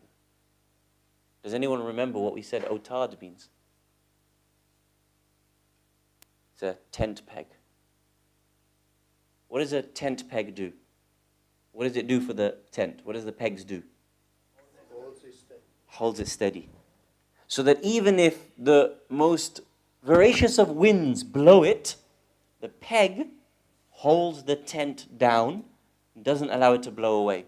Imagine the statement from a ma'soom. He says, my companion is like the peg that holds this deen of Allah steady. Can you imagine that there is a lofty level where the deen can be entrusted to these people? I'd rather 25 of these than 50,000 of those. Can you see? I'd rather one person who just holds fast to what we say, who says nothing about us but the truth, is diligent and loyal, fulfills his duties to us, than 50,000 people who will claim to be an army for us but not be an army for us, Imam says. And we see it so often. Every day in our ziyarah, when we come here, when we go to Karbala, we have a ziyarah for the Ansar. Can you imagine? This is an Imam giving salam to non-ma'soom. And then we copy these salam. Assalamu alaikum ya ansara dinillah. Assalamu alaikum ya ansara Rasulullah. Assalamu alaikum ya ansara Amir al-Mu'mineen. Assalamu alaikum ya ansara Fatimat al-Zahra. Assalamu alaikum ya ansara Hasan al-Mujtaba. Assalamu alaikum ya ansar Abi Abdullah al-Husayn. You say it. Every Thursday night in Ziyarat Warith. We actually give from an Imam Ma'soom's qawl. He is praising so much. He's not only making a ziyarah to Imam al-Husayn alayhi salam. He's not only giving a ziyarah to Ali al-Akbar. Assalamu alaikum ya ansara dinillah. My Imam's salutation upon you. Imagine this for a second. You and I are raised to a lofty station where Imam salutes us because we remain so steadfast and diligent to the movement of the Imam. You will know on the night in which Habib ibn Madahir comes to the tents of Karbala, he arrives and there's a tumult. Everyone's greeting him. Everyone's overjoyed. Everyone's, sort of happy inside the tent. Sayyidah Zaynab alayhi salam wants to know, what's the clamor outside? She sends Sayyidah Fidda alayhi salam, go and check what's happening outside. She comes back and says, Habib has come. What does she say? Send my salutations to Habib. What does Habib say? Ah, who is Habib to receive the salutations of Lady Zaynab alayhi salam? Assalamu alaikum ya ansara dinillah. There are some Shia who are worse than Dajjal. They'll do worse for the movement than the ordeal of Dajjal. And there are some who Imam will salute to you. Can you imagine the level of the outcome of such persons? May Allah make us of that group and not of the previous group, inshaAllah. But it requires us to think and to be diligent in our own time in how we participate in our communities, how we engage in our communities. Last hadith, and then I want to be able to mention some context, inshaAllah. This hadith comes to us from our seventh holy Imam, Musa ibn Ja'far al-Kadhim, salawatullah wa salamuhu alayhim ajma'een.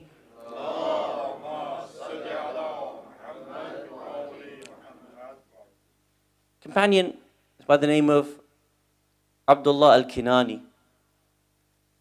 Imam al-Kadhim alayhi salam says, O Shia, your enemies are numerous.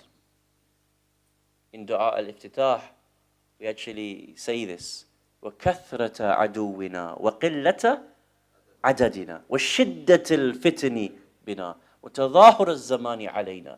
We actually exclaim in our dua, oh Allah, our enemies have outnumbered us and our friends are very few. Imam al-Kadhim alayhi salam says, O Shia, your enemies are numerous. All people antagonize you. Hence, you should keep up good appearances as much as possible. What does the Imam say is the solution, the way to be steadfast? Have good akhlaq. Be good in your appearance, in the way in which you interact with people. We have many challenges, and sometimes, as per the inference of this Imam's statement where he says, I'd rather you not even be with us. Sometimes when we participate in certain things, we are the ones to cause more problems for Imam's movement or even for ourselves in our own communities. Sometimes it's the smallest of arguments that breaks a community. Sometimes it's the smallest of issues that become the biggest of issues within a community. We haven't learned to control our own egos, put the pin back in the grenade to be able to stop those nonsensical fights that erupt within our communities. We think we're actually fighting on behalf of Imam and Haqq. Imam says, Allahumma arinil haqqa haqqan. Show me haqq as it actually is. Unveil it from me so I don't get confused. فَاتَّبِعَهُ, so that I may follow what I'm actually supposed to be following and fighting for. Sometimes I can give you serious examples, and sometimes I can give you silly examples of what happens within our communities. Some communities, I've seen it with my own eyes, on the night of the 8th of Muharram, the night of Abu Fadil alayhi salam's, the commemoration of his istishhad in Karbala, is a tradition in some Khawaja communities to be able to give what sweet? Laddu. And everybody wants to be able to give it on that night. And if you bring it first ahead of me, I'll get very upset that my donation wasn't accepted. And literally, I kid you not, in some communities, it's come to blows, fist fights on the 8th night of Muharram, because one family who normally gives the laddu, another one came and brought another instead. True or not? Have you not heard about these things? I've seen it. Can you imagine where on the 8th night, it's more important for me and my family to give this than your family, and so I'm willing to go to blows with you. Are we helping Imam? No. Are we ruining on behalf of Imam? Of course. I would rather you not be with me than be with me. He says, don't stand up for me. If this is what you're going to be like, if this is what's more important to you on this night, I'd rather you not stand up. There's one community, may Allah bless them, there was some paperwork put out recently, very recently, paperwork put out about some code of conduct in the community. One person got upset, said, I didn't like this code of conduct, wrote a nasty email. Another nasty email got written back, another one written over what? A code of conduct within the community. It actually led to people in the managing committee quitting over it. How do you go? How does it escalate so quickly within our communities? I kid you not. This actually happens. You all see it every time, from time to time, that these things happen within our communities. We also have much more serious issues that take place within our communities. Imam is saying to the Shia, if I can't trust you in certain spaces, if I can't have you as proper leaders and as proper representatives of my faith, then don't put yourself into the spaces where actually it is better that you do not go. You're telling me you're going to come to the battlefield, but if you go forth to the battlefield, then actually you're going to cause me more problems. There are some spaces that actually I don't want you to be in because you're not yet ready or capable or trustworthy in those spaces. We have this one as well. It's very serious within our communities. Sometimes we have interfaith programs. And sometimes those people on other faiths, they have views that are not permissible and in keeping with us. Certain times our maraji al-kiram have actually prohibited us from standing next to certain people. Did you know that? We can't be on a platform with certain people. We can't share the stage. We can't visit certain places because it's prohibited for us. The most famous and obvious one is the Zionist regime, the illegal entity of Israel. It's not permissible for us to be on the same stage with them. How often do we see many of our Shia who don't know the rules that are upon them, don't know the boundaries that we have within our school, go and participate in these very same behaviors?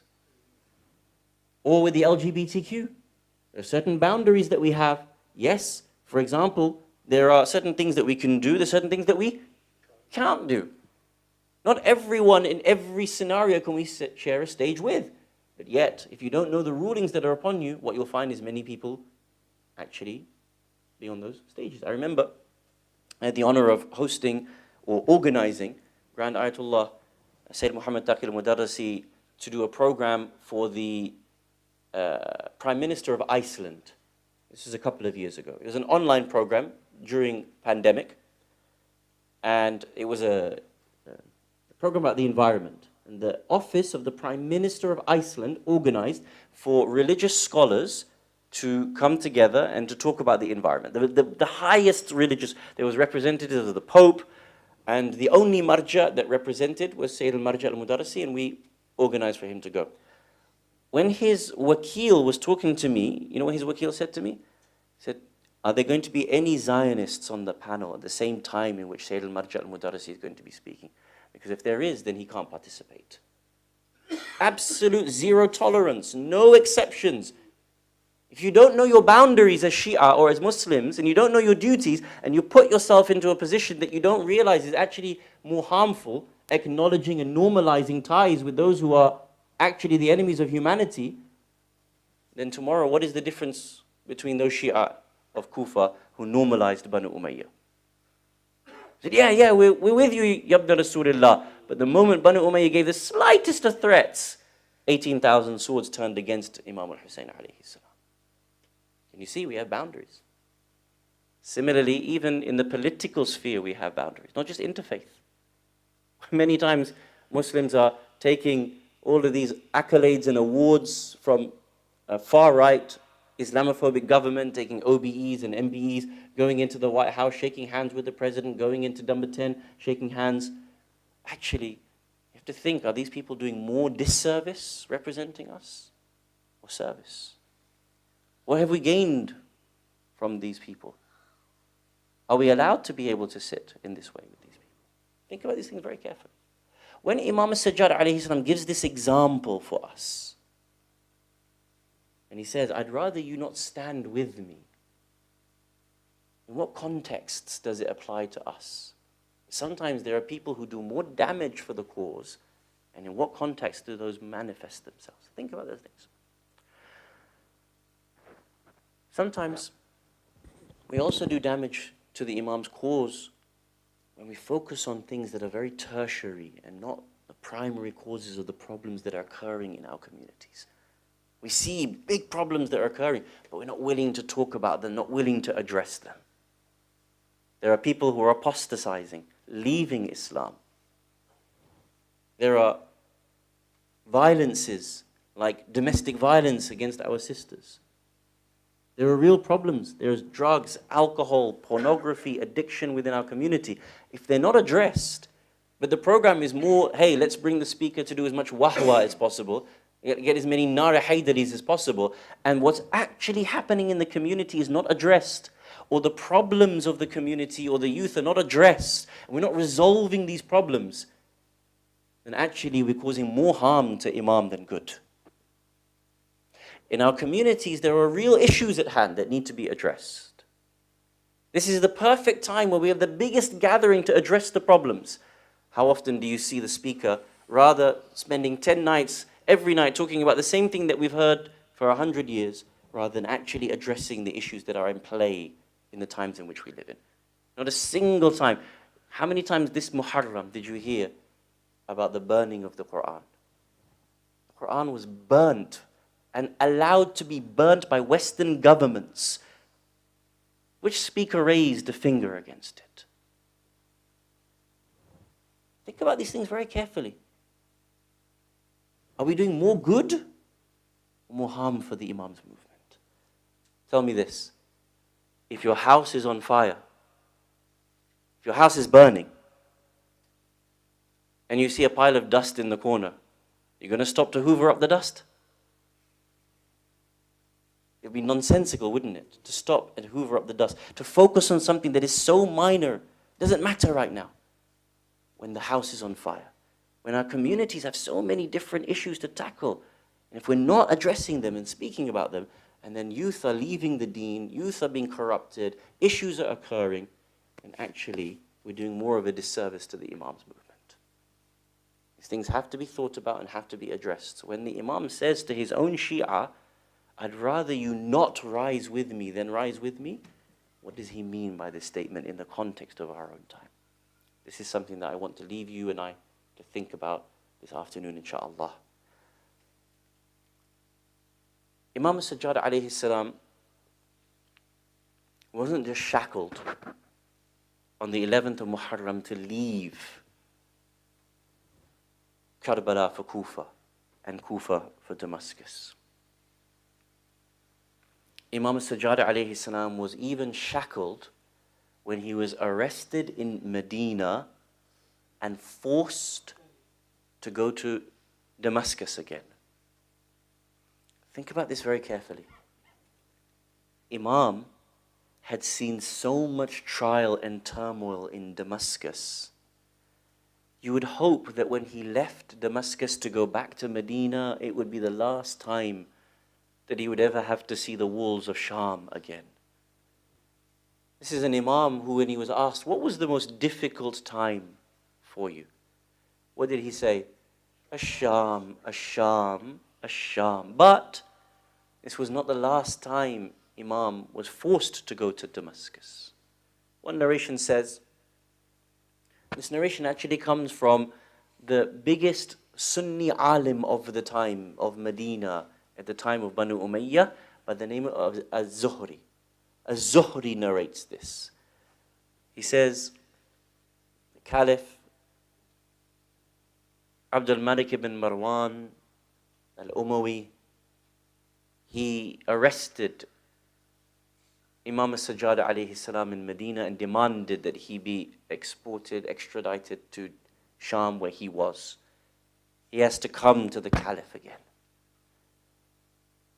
Az-Zuhri says, Imam Sajjad alayhi salam was placed with a heavy iron yoke around his neck and his arms were bound. This is again, Imam Sajjad alayhi salam has to suffer this consequence.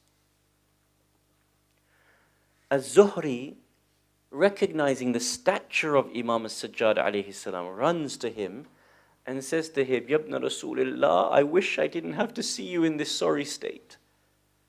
I wish I didn't have to see you with an iron yoke around your neck, surrounded by the guards of the Caliph, being forced to leave Medina again, but this time going to Damascus, going to Kufa, going to Damascus, going to Sham.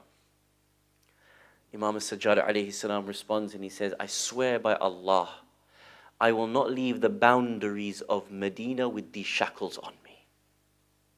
The narration continues, it says, 4 days had passed.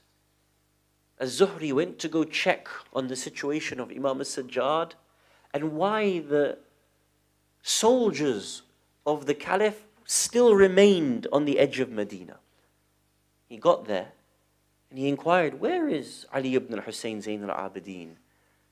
They said, by Allah, we didn't keep our eyes away from him for a moment, nor did any of us sleep, but he left his chains. He left his chains. Az-Zuhri proceeded towards Damascus. The hadith says that he reaches the Caliph and he asks him, what was this incident of Imam Sajjad alayhi salam? He says, in those days, the Caliph says, in those days in which the soldiers were supposed to bring him to me, somehow miraculously he escaped those chains, but he came to me. He appeared in front of me. Zaynul Abidin appeared in front of me in those 4 days in front of me. Zaynul Abidin asked me a question.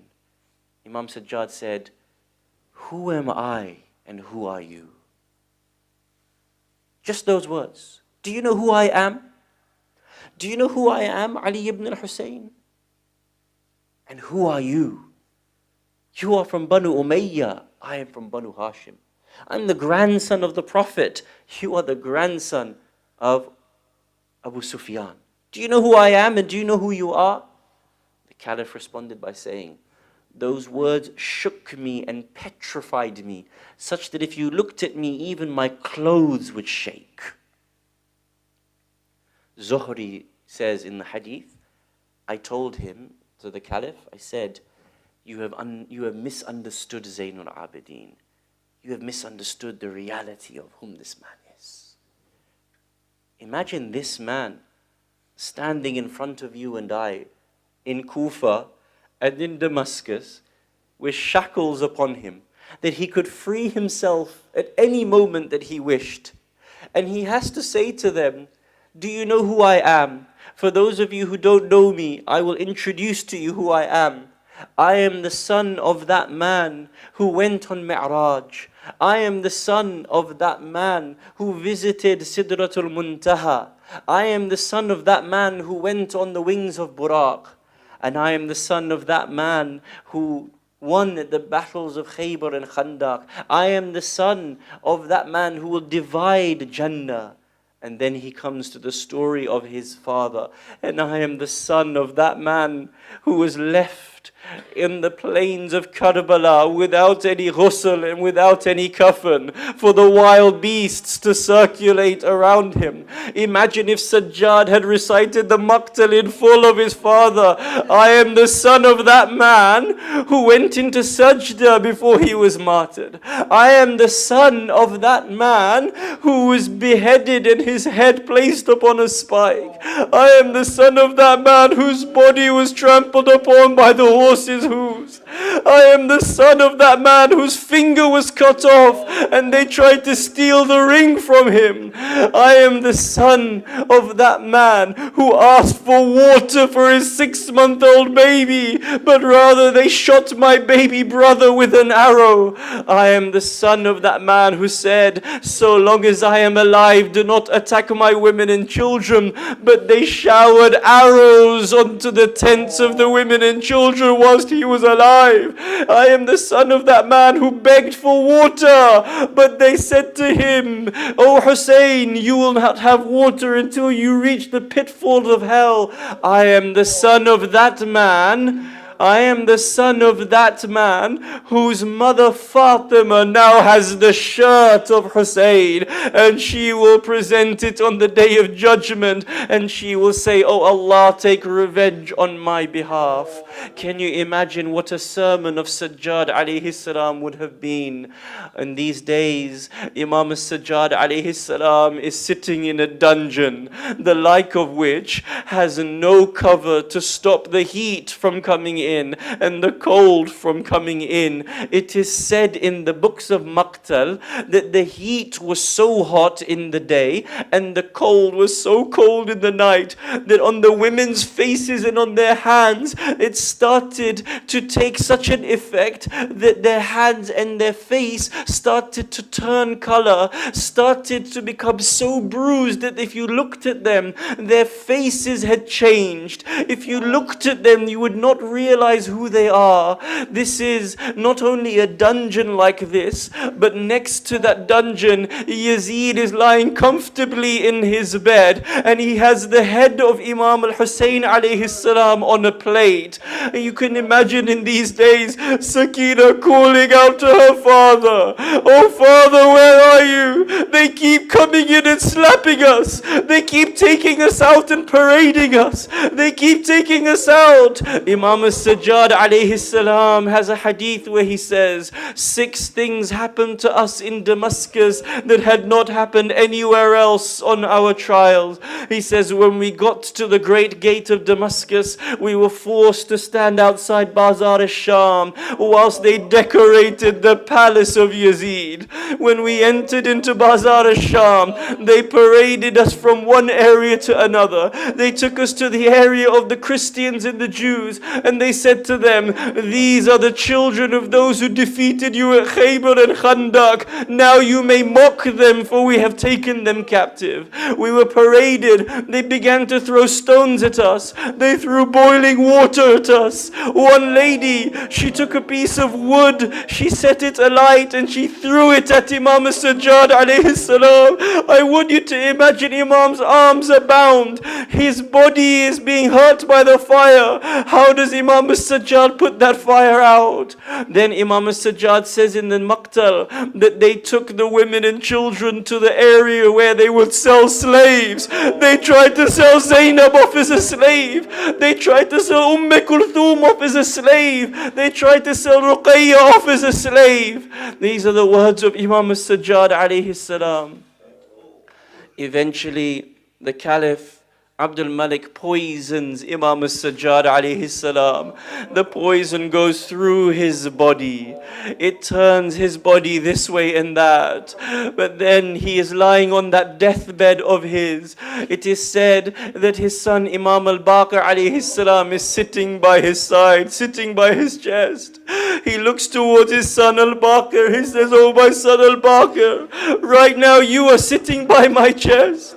But do you know who was sitting on the chest of my father when he was in his last moments? They kicked Hussein ibn Ali over. Shimmer stood over him. He grabbed him by the beard and he pulls him towards him. Oh Muhammad al-Baqir." At this point the heavens began to shake. The earth began to shake. Fatima al-Zahra must have come from the heavens. She must have been saying, "Oh Shimmer, what are you doing to my beloved son Hussein?"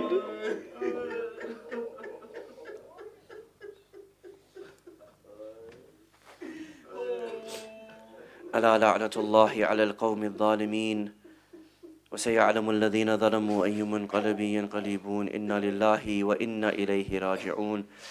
O Allah, hasten the appearance of Imam al-Mahdi alayhi salam. Allow us to be alongside him at all times in our life and in our death. Ya Allah, help us to be like the Shia that the Imam demands. O Allah, grant us the ziyarah of Imam al-Sajjad fi dunya wal akhirah. Whatever hajat that we have, Ya Allah, accept them bihaqq al-Sajjad alayhi salam. Matim Hussein, Ya Hussein. Matim al-Sajjad, Ya Sajjad. Ya Hussein. Ya Hussein. Ya Hussein. Ya Hussein.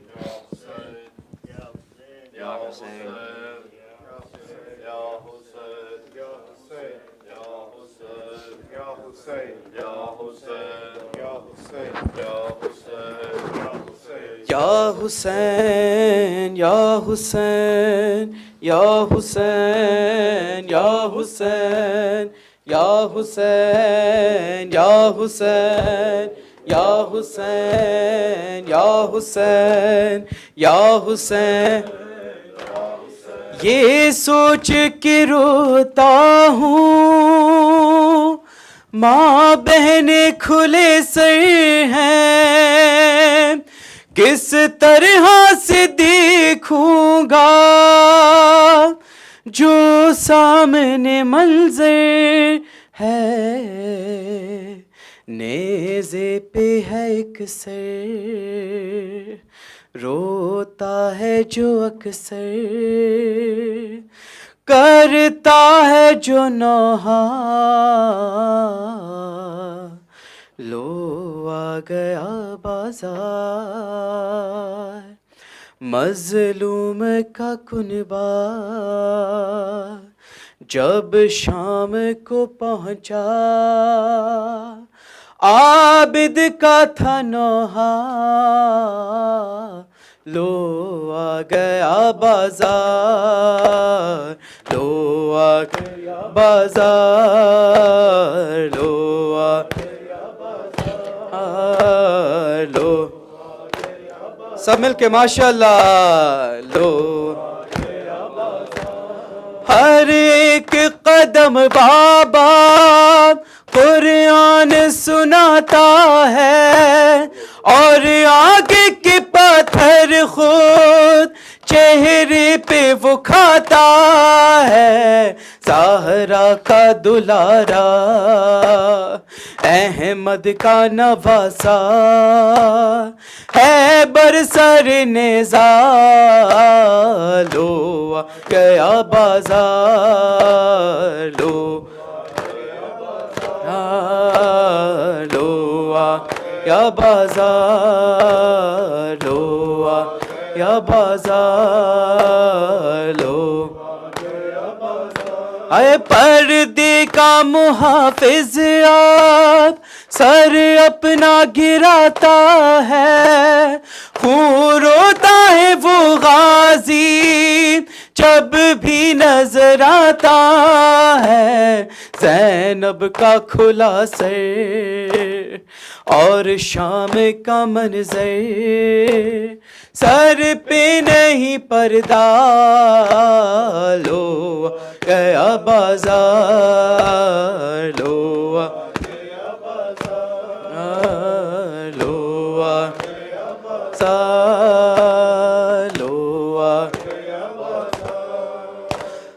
اور شمر یہ عابد سے کس فخر سے کہتا ہے، پردہ تیری زینب کا نیزے سے اتارا ہے، قوت ہے یہ میری احمد کی نواسی کو شام میں لایا، لو گیا بازار، لو گیا بازار، لو گیا بازار، لو گیا بازار، لو گیا بازار، اور شمر یہ عابد سے کس فخر سے کہتا ہے، پردہ تیری زینب کا نیزے سے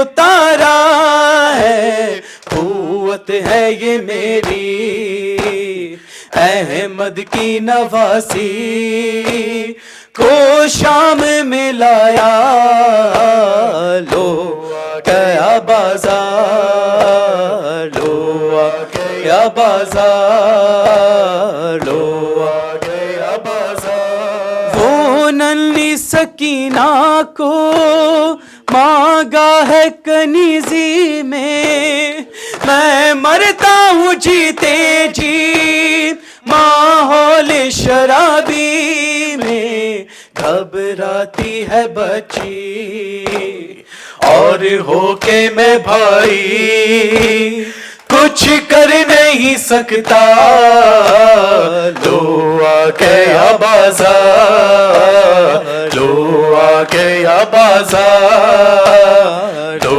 آ گیا بازار، لو آ گیا بازار، موت آئے گی زندہ میں پیاری میری بہنا کو، ہاتھوں سے بناؤں گا میں قبر سکینہ کی، او خون بھرا کرتا ہر ایک تماچا یہ اس کو ہے سہنا، لو آ گیا بازار، لو آ گیا بازار، لو آ گیا بازار، لو آ گیا بازار، جج نے ہرگز نہیں دیکھا تھا، اے پردہ کھڑی تھی وہ شیطانوں کا مجمع تھا، چہرے کو تجانی بالوں سے چھپائی، پڑھتی رہی خطبہ، لو آ گیا بازار، لو آ گیا بازار، لو آ گیا بازار، سجاد کا وہ امتحان، سجاد کا وہ امتحان، سجاد کا سب مل کے ماشاءاللہ، سجاد کا وہ امتحان، سجاد کا وہ امتحان، ہاتھوں میں رسیاں پاؤں میں بیڑیاں، ہاتھوں میں رسیاں پاؤں میں بیڑیاں، گر گر کے اٹھ رہا تھا بیمار ناتواں، غم و رنج سے جگر چاک تھا، لہو سے بھرا وہ پوشاک تھا، گراں طوق کا تھا گردن پہ ہار، سجاد کا وہ امتحان، سجاد کا وہ امتحان، سجاد کا وہ امتحان، سجاد کا وہ آنکھوں سے خون بہایا غیرت کے نام میں، ہاں آنکھوں سے خون بہایا غیرت کے نام میں، بے پردہ مائیں بہنیں بازار شام میں تماشائیوں رلاتے رہے، ستم پر ستم وہ ڈھاتے رہے، تھا چاروں طرف سے پتھر کا وار، سجاد کا وہ امتحان، سجاد کا آسان، سجاد کا وہ امتحان، سجاد سینے پہ سونے والی گرتی تھی خاک پر، سینے پہ سونے والی گرتی تھی خاک پر، بچی پہ تو نے ڈھایا ہر ایک ستم شمر، ردا چھن گئی چھنی بالیاں، تماچے لگے کبھی سیلیاں، اٹھائے ستم وہ دل پر ہزار، سجاد کا وہ امتحان، سجاد کا وہ امتحان، سجاد کا وہ امتحان، سجاد کا وہ امتحان، سجاد کا تشنا لبی کا عالم بچی تھی نوح گئے، تشنا لبی کا عالم بچی تھی نوح گر، پانی بہا کے ظالم چلتی زمین پر یہ ہنس کر کہا وہ امو تیرا کدھر کھو گیا، دل پہ بکا سکینہ کی غازی بار بار، سجاد کا وہ امتحان، سجاد کا وہ امتحان، سجاد کا وہ امتحان، سجاد بولا یزید ہنس کر اے بنت مرتضیٰ، بولا یزید ہنس کر اے بنت مرتضیٰ، اب آسرا تمہارا کوئی نہیں رہا، تو بالوں سے منہ چھپا کے کہا میں بنت علی ہوئے بے حیا، ذرا آزما کے دیکھ ایک بار، سجاد کا وہ امتحان، سجاد کا وہ امتحان، سجاد کا وہ امتحان، سجاد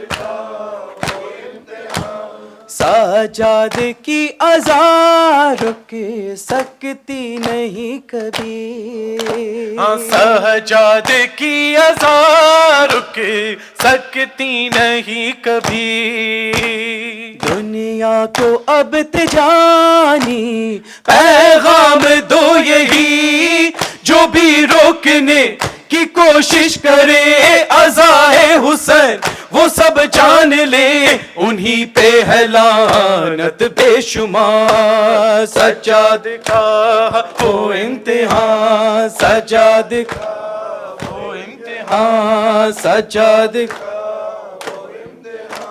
سجاد کا وہ امتحان، محمد پاس نہیں ہے، قاسم کا لاشا ہے ٹکڑے، بازو کٹا کے میرا غازی سو گیا ہے دریا کے کنارے، غربت میں تھی شہ کی صدا،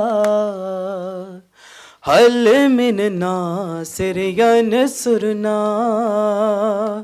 هل من ناصر ينصرنا هل من ناصر ينصرنا هل من ناصر ينصرنا هل من ناصر ينصرنا هل من ناصر ينصرنا هل من ناصر ينصرنا هل من ناصر ينصرنا هل من ناصر دیکھو ضعیفی رن میں شہ کی باپ ہے بوڑھا بیٹا جوان ہے لاش اکبر کیسے اٹھائیں کتنا کٹھن یہ امتحان ہے کاندھے پہ رکھ کے شہ نے کہا حل من ناصر ینصرنا حل من ناصر ینصرنا حل من ناصر ینصرنا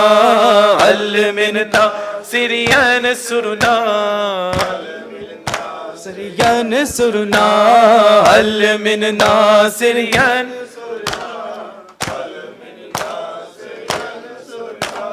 جلتی زمین پر شاہ پڑے ہیں شمر سوار ہے آپ سینے پر سوکھی زباں ہے گرم ہوا ہے گردن پہ چلتا ہے خنجر ایک ایک ضرب پہ شہ نے کہا حل من ناصر ینصرنا حسین حل من ناصر ینصرنا حل من ناصر ینصرنا حل من ناصر ینصرنا حل من ینصرنا حل من ناصر ینصرنا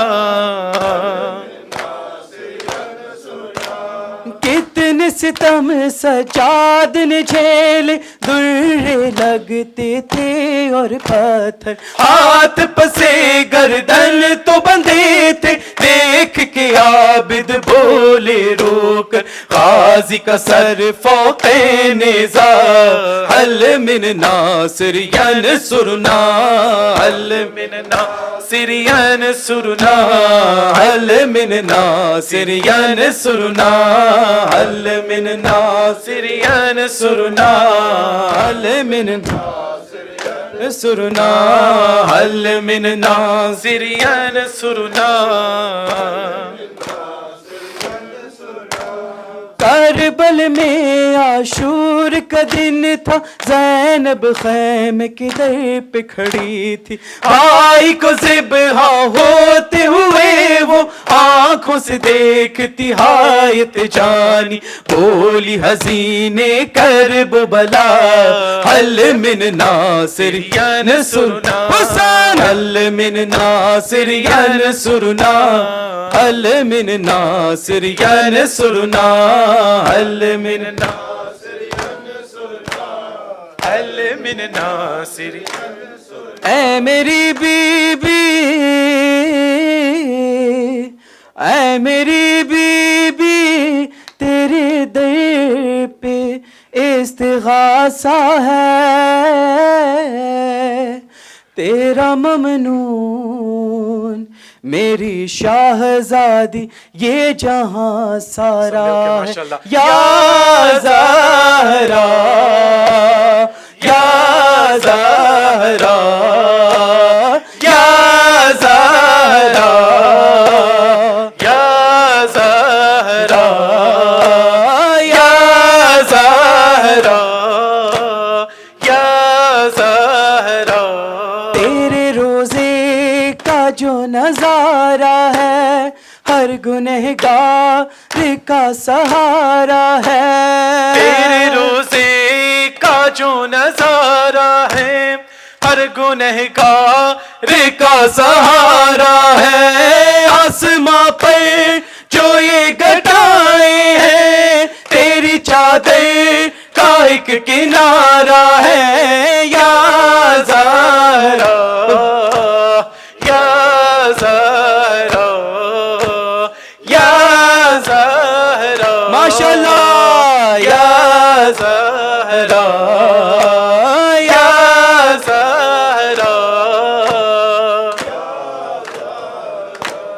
ہم کو ہر آن یہ ندامت ہے، ہم ہیں مجرم تیری عدالت ہے. ہم کو ہر آن یہ ندامت ہے، ہم ہیں مجرم تیری عدالت ہے. رزق اولاد زندگی ہر پل جو بھی کچھ ہے تیری بدولت ہے. یا زہرا یا زہرا یا زہرا یا زہرا یا زہرا. تجھ کو امت نے یوں ستایا ہے، مرگ محسن پہ بھی رلایا ہے. تجھ کو امت نے یوں ستایا ہے، مرگ محسن پہ بھی رلایا ہے. تجھ کو بابا کے بعد امت نے آئے دربار میں بلایا ہے. یا زہرا یا زہرا یا زہرا. فرش مجلس پہ اور مصلی پر ہر جوان کہہ رہا ہے رو رو کر. فرش مجلس پہ اور مصلی پر ہر جوان کہہ رہا ہے رو رو کر. ہم رہے نہ رہے مگر بی تا قیامت رہے غم سرور. یا زہرا سب مل کے ماشاءاللہ. یا زہرا یا زہرا جیو ماشاءاللہ. یا زہرا وقت آخر ہے بس میرا بی بی، انگنت ہے میرے گناہ بی بی. وقت آخر ہے بس میرا بی بی، انگنت ہیں میرے گناہ بی بی. واسطہ تجھ کو تیرے بچوں کا بخشوانا میرے گناہ بی بی. یا زہرا یا یا زہرا مولا حق امام یا حسن یا حسین، مولا حق امام یا حسن یا حسین، مولا حق امام یا حسن یا حسین یا حسین یا حسین یا حسین. وہ عابد بیمار تھا، وہ عابد بیمار تھا، وہ عابد بیمار تھا، وہ عابد بیمار تھا. وہ چلنے سے جو لاچار تھا، چلنے سے جو لاچار تھا. اور شام کا بازار تھا، اور شام کا بازار تھا. اور مصطفیٰ کی بیٹیاں مولا حق امام حسن یا حسین، مولا حق امام حسن یا حسین، مولا حق امام یا حسن یا حسین یا حسین یا حسین یا حسین یا حسین یا حسین یا حسین یا حسین یا حسین یا حسین یا حسین یا حسین یا حسین محمد و آل محمد صلوات.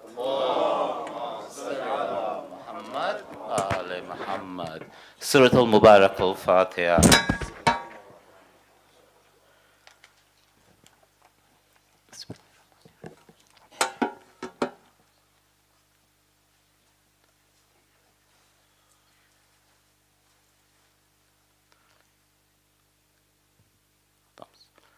Before we proceed to Ziyarat, can I also request you to recite Surah Fatiha for Marhum Javed Bhai Naqvi. It's his family who sponsored today's Majalis, and also the Marumins of Nak Javed Bhai and Nadim Aunty. Please recite Surah Fatiha for all the Marumins.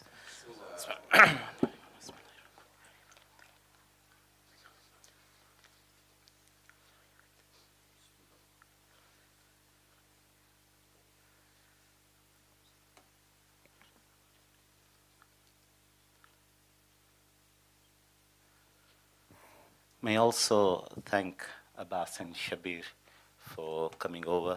I don't know if they remember, you've been here once before, many years ago. So thank you so much and blessing this occasion with your recitation. Those of you who don't know, their grandmother was part of this community in the sense that she used to visit us from Singida. And they used to come, and she was the one who started the ladies' majalises when she used to come. So can I also request you all to recite Surah Fatiha for their grandmother? Bismillah.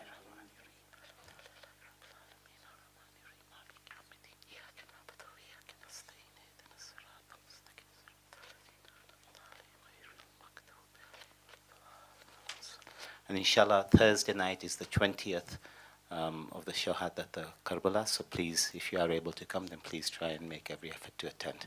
Salawat.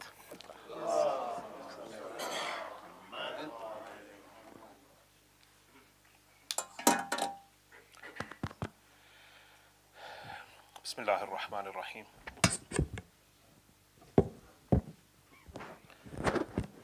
أزور سيدي ومولاي ومعتمدي ورجائي وذخري وذخيرتي في دنياي وآخرتي مولاي أبا الحسن علي بن الحسين عليه الصلاة والتسليم أصالة عن نفسي ونيابة عن والدي ووالدي والدي وعن إخواني وأخواتي وعن جميع المؤمنين والمؤمنات بالخصوص من قلدني الزيارة والدعاء قربة إلى الله تعالى.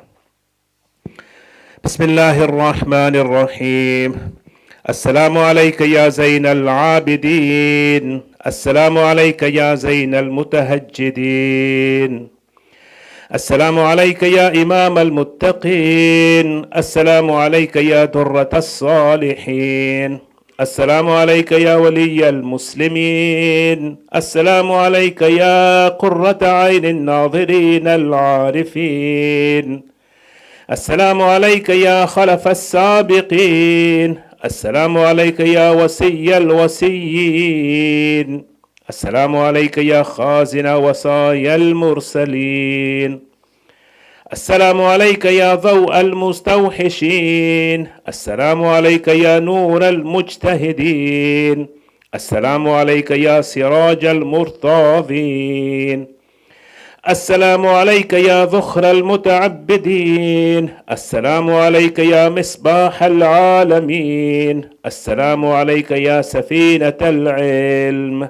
السلام عليك يا سكينة الحلم، السلام عليك يا ميزان القصاص، السلام عليك يا سفينة الخلاص، السلام عليك يا بحر الندى، السلام عليك يا بدر الدجى، السلام عليك أيها الأواه الحليم، السلام عليك أيها الصابر الحكيم، السلام عليك يا رئيس البكائين، السلام عليك يا مصباح المؤمنين، السلام عليك يا مولاي يا أبا محمد، أشهد أنك حجة الله وابن حجته وأبو حججه وابن أمينه وأبو أمنائه، وأنك ناصحت في عباد ربك وسارعت في مرضاته وخيبت أعداءه وسررت أولياءه. أشهد أنك قد عبدت الله حق عبادته واتقيته حق تقاته وأطعته حق طاعته حتى أتاك اليقين.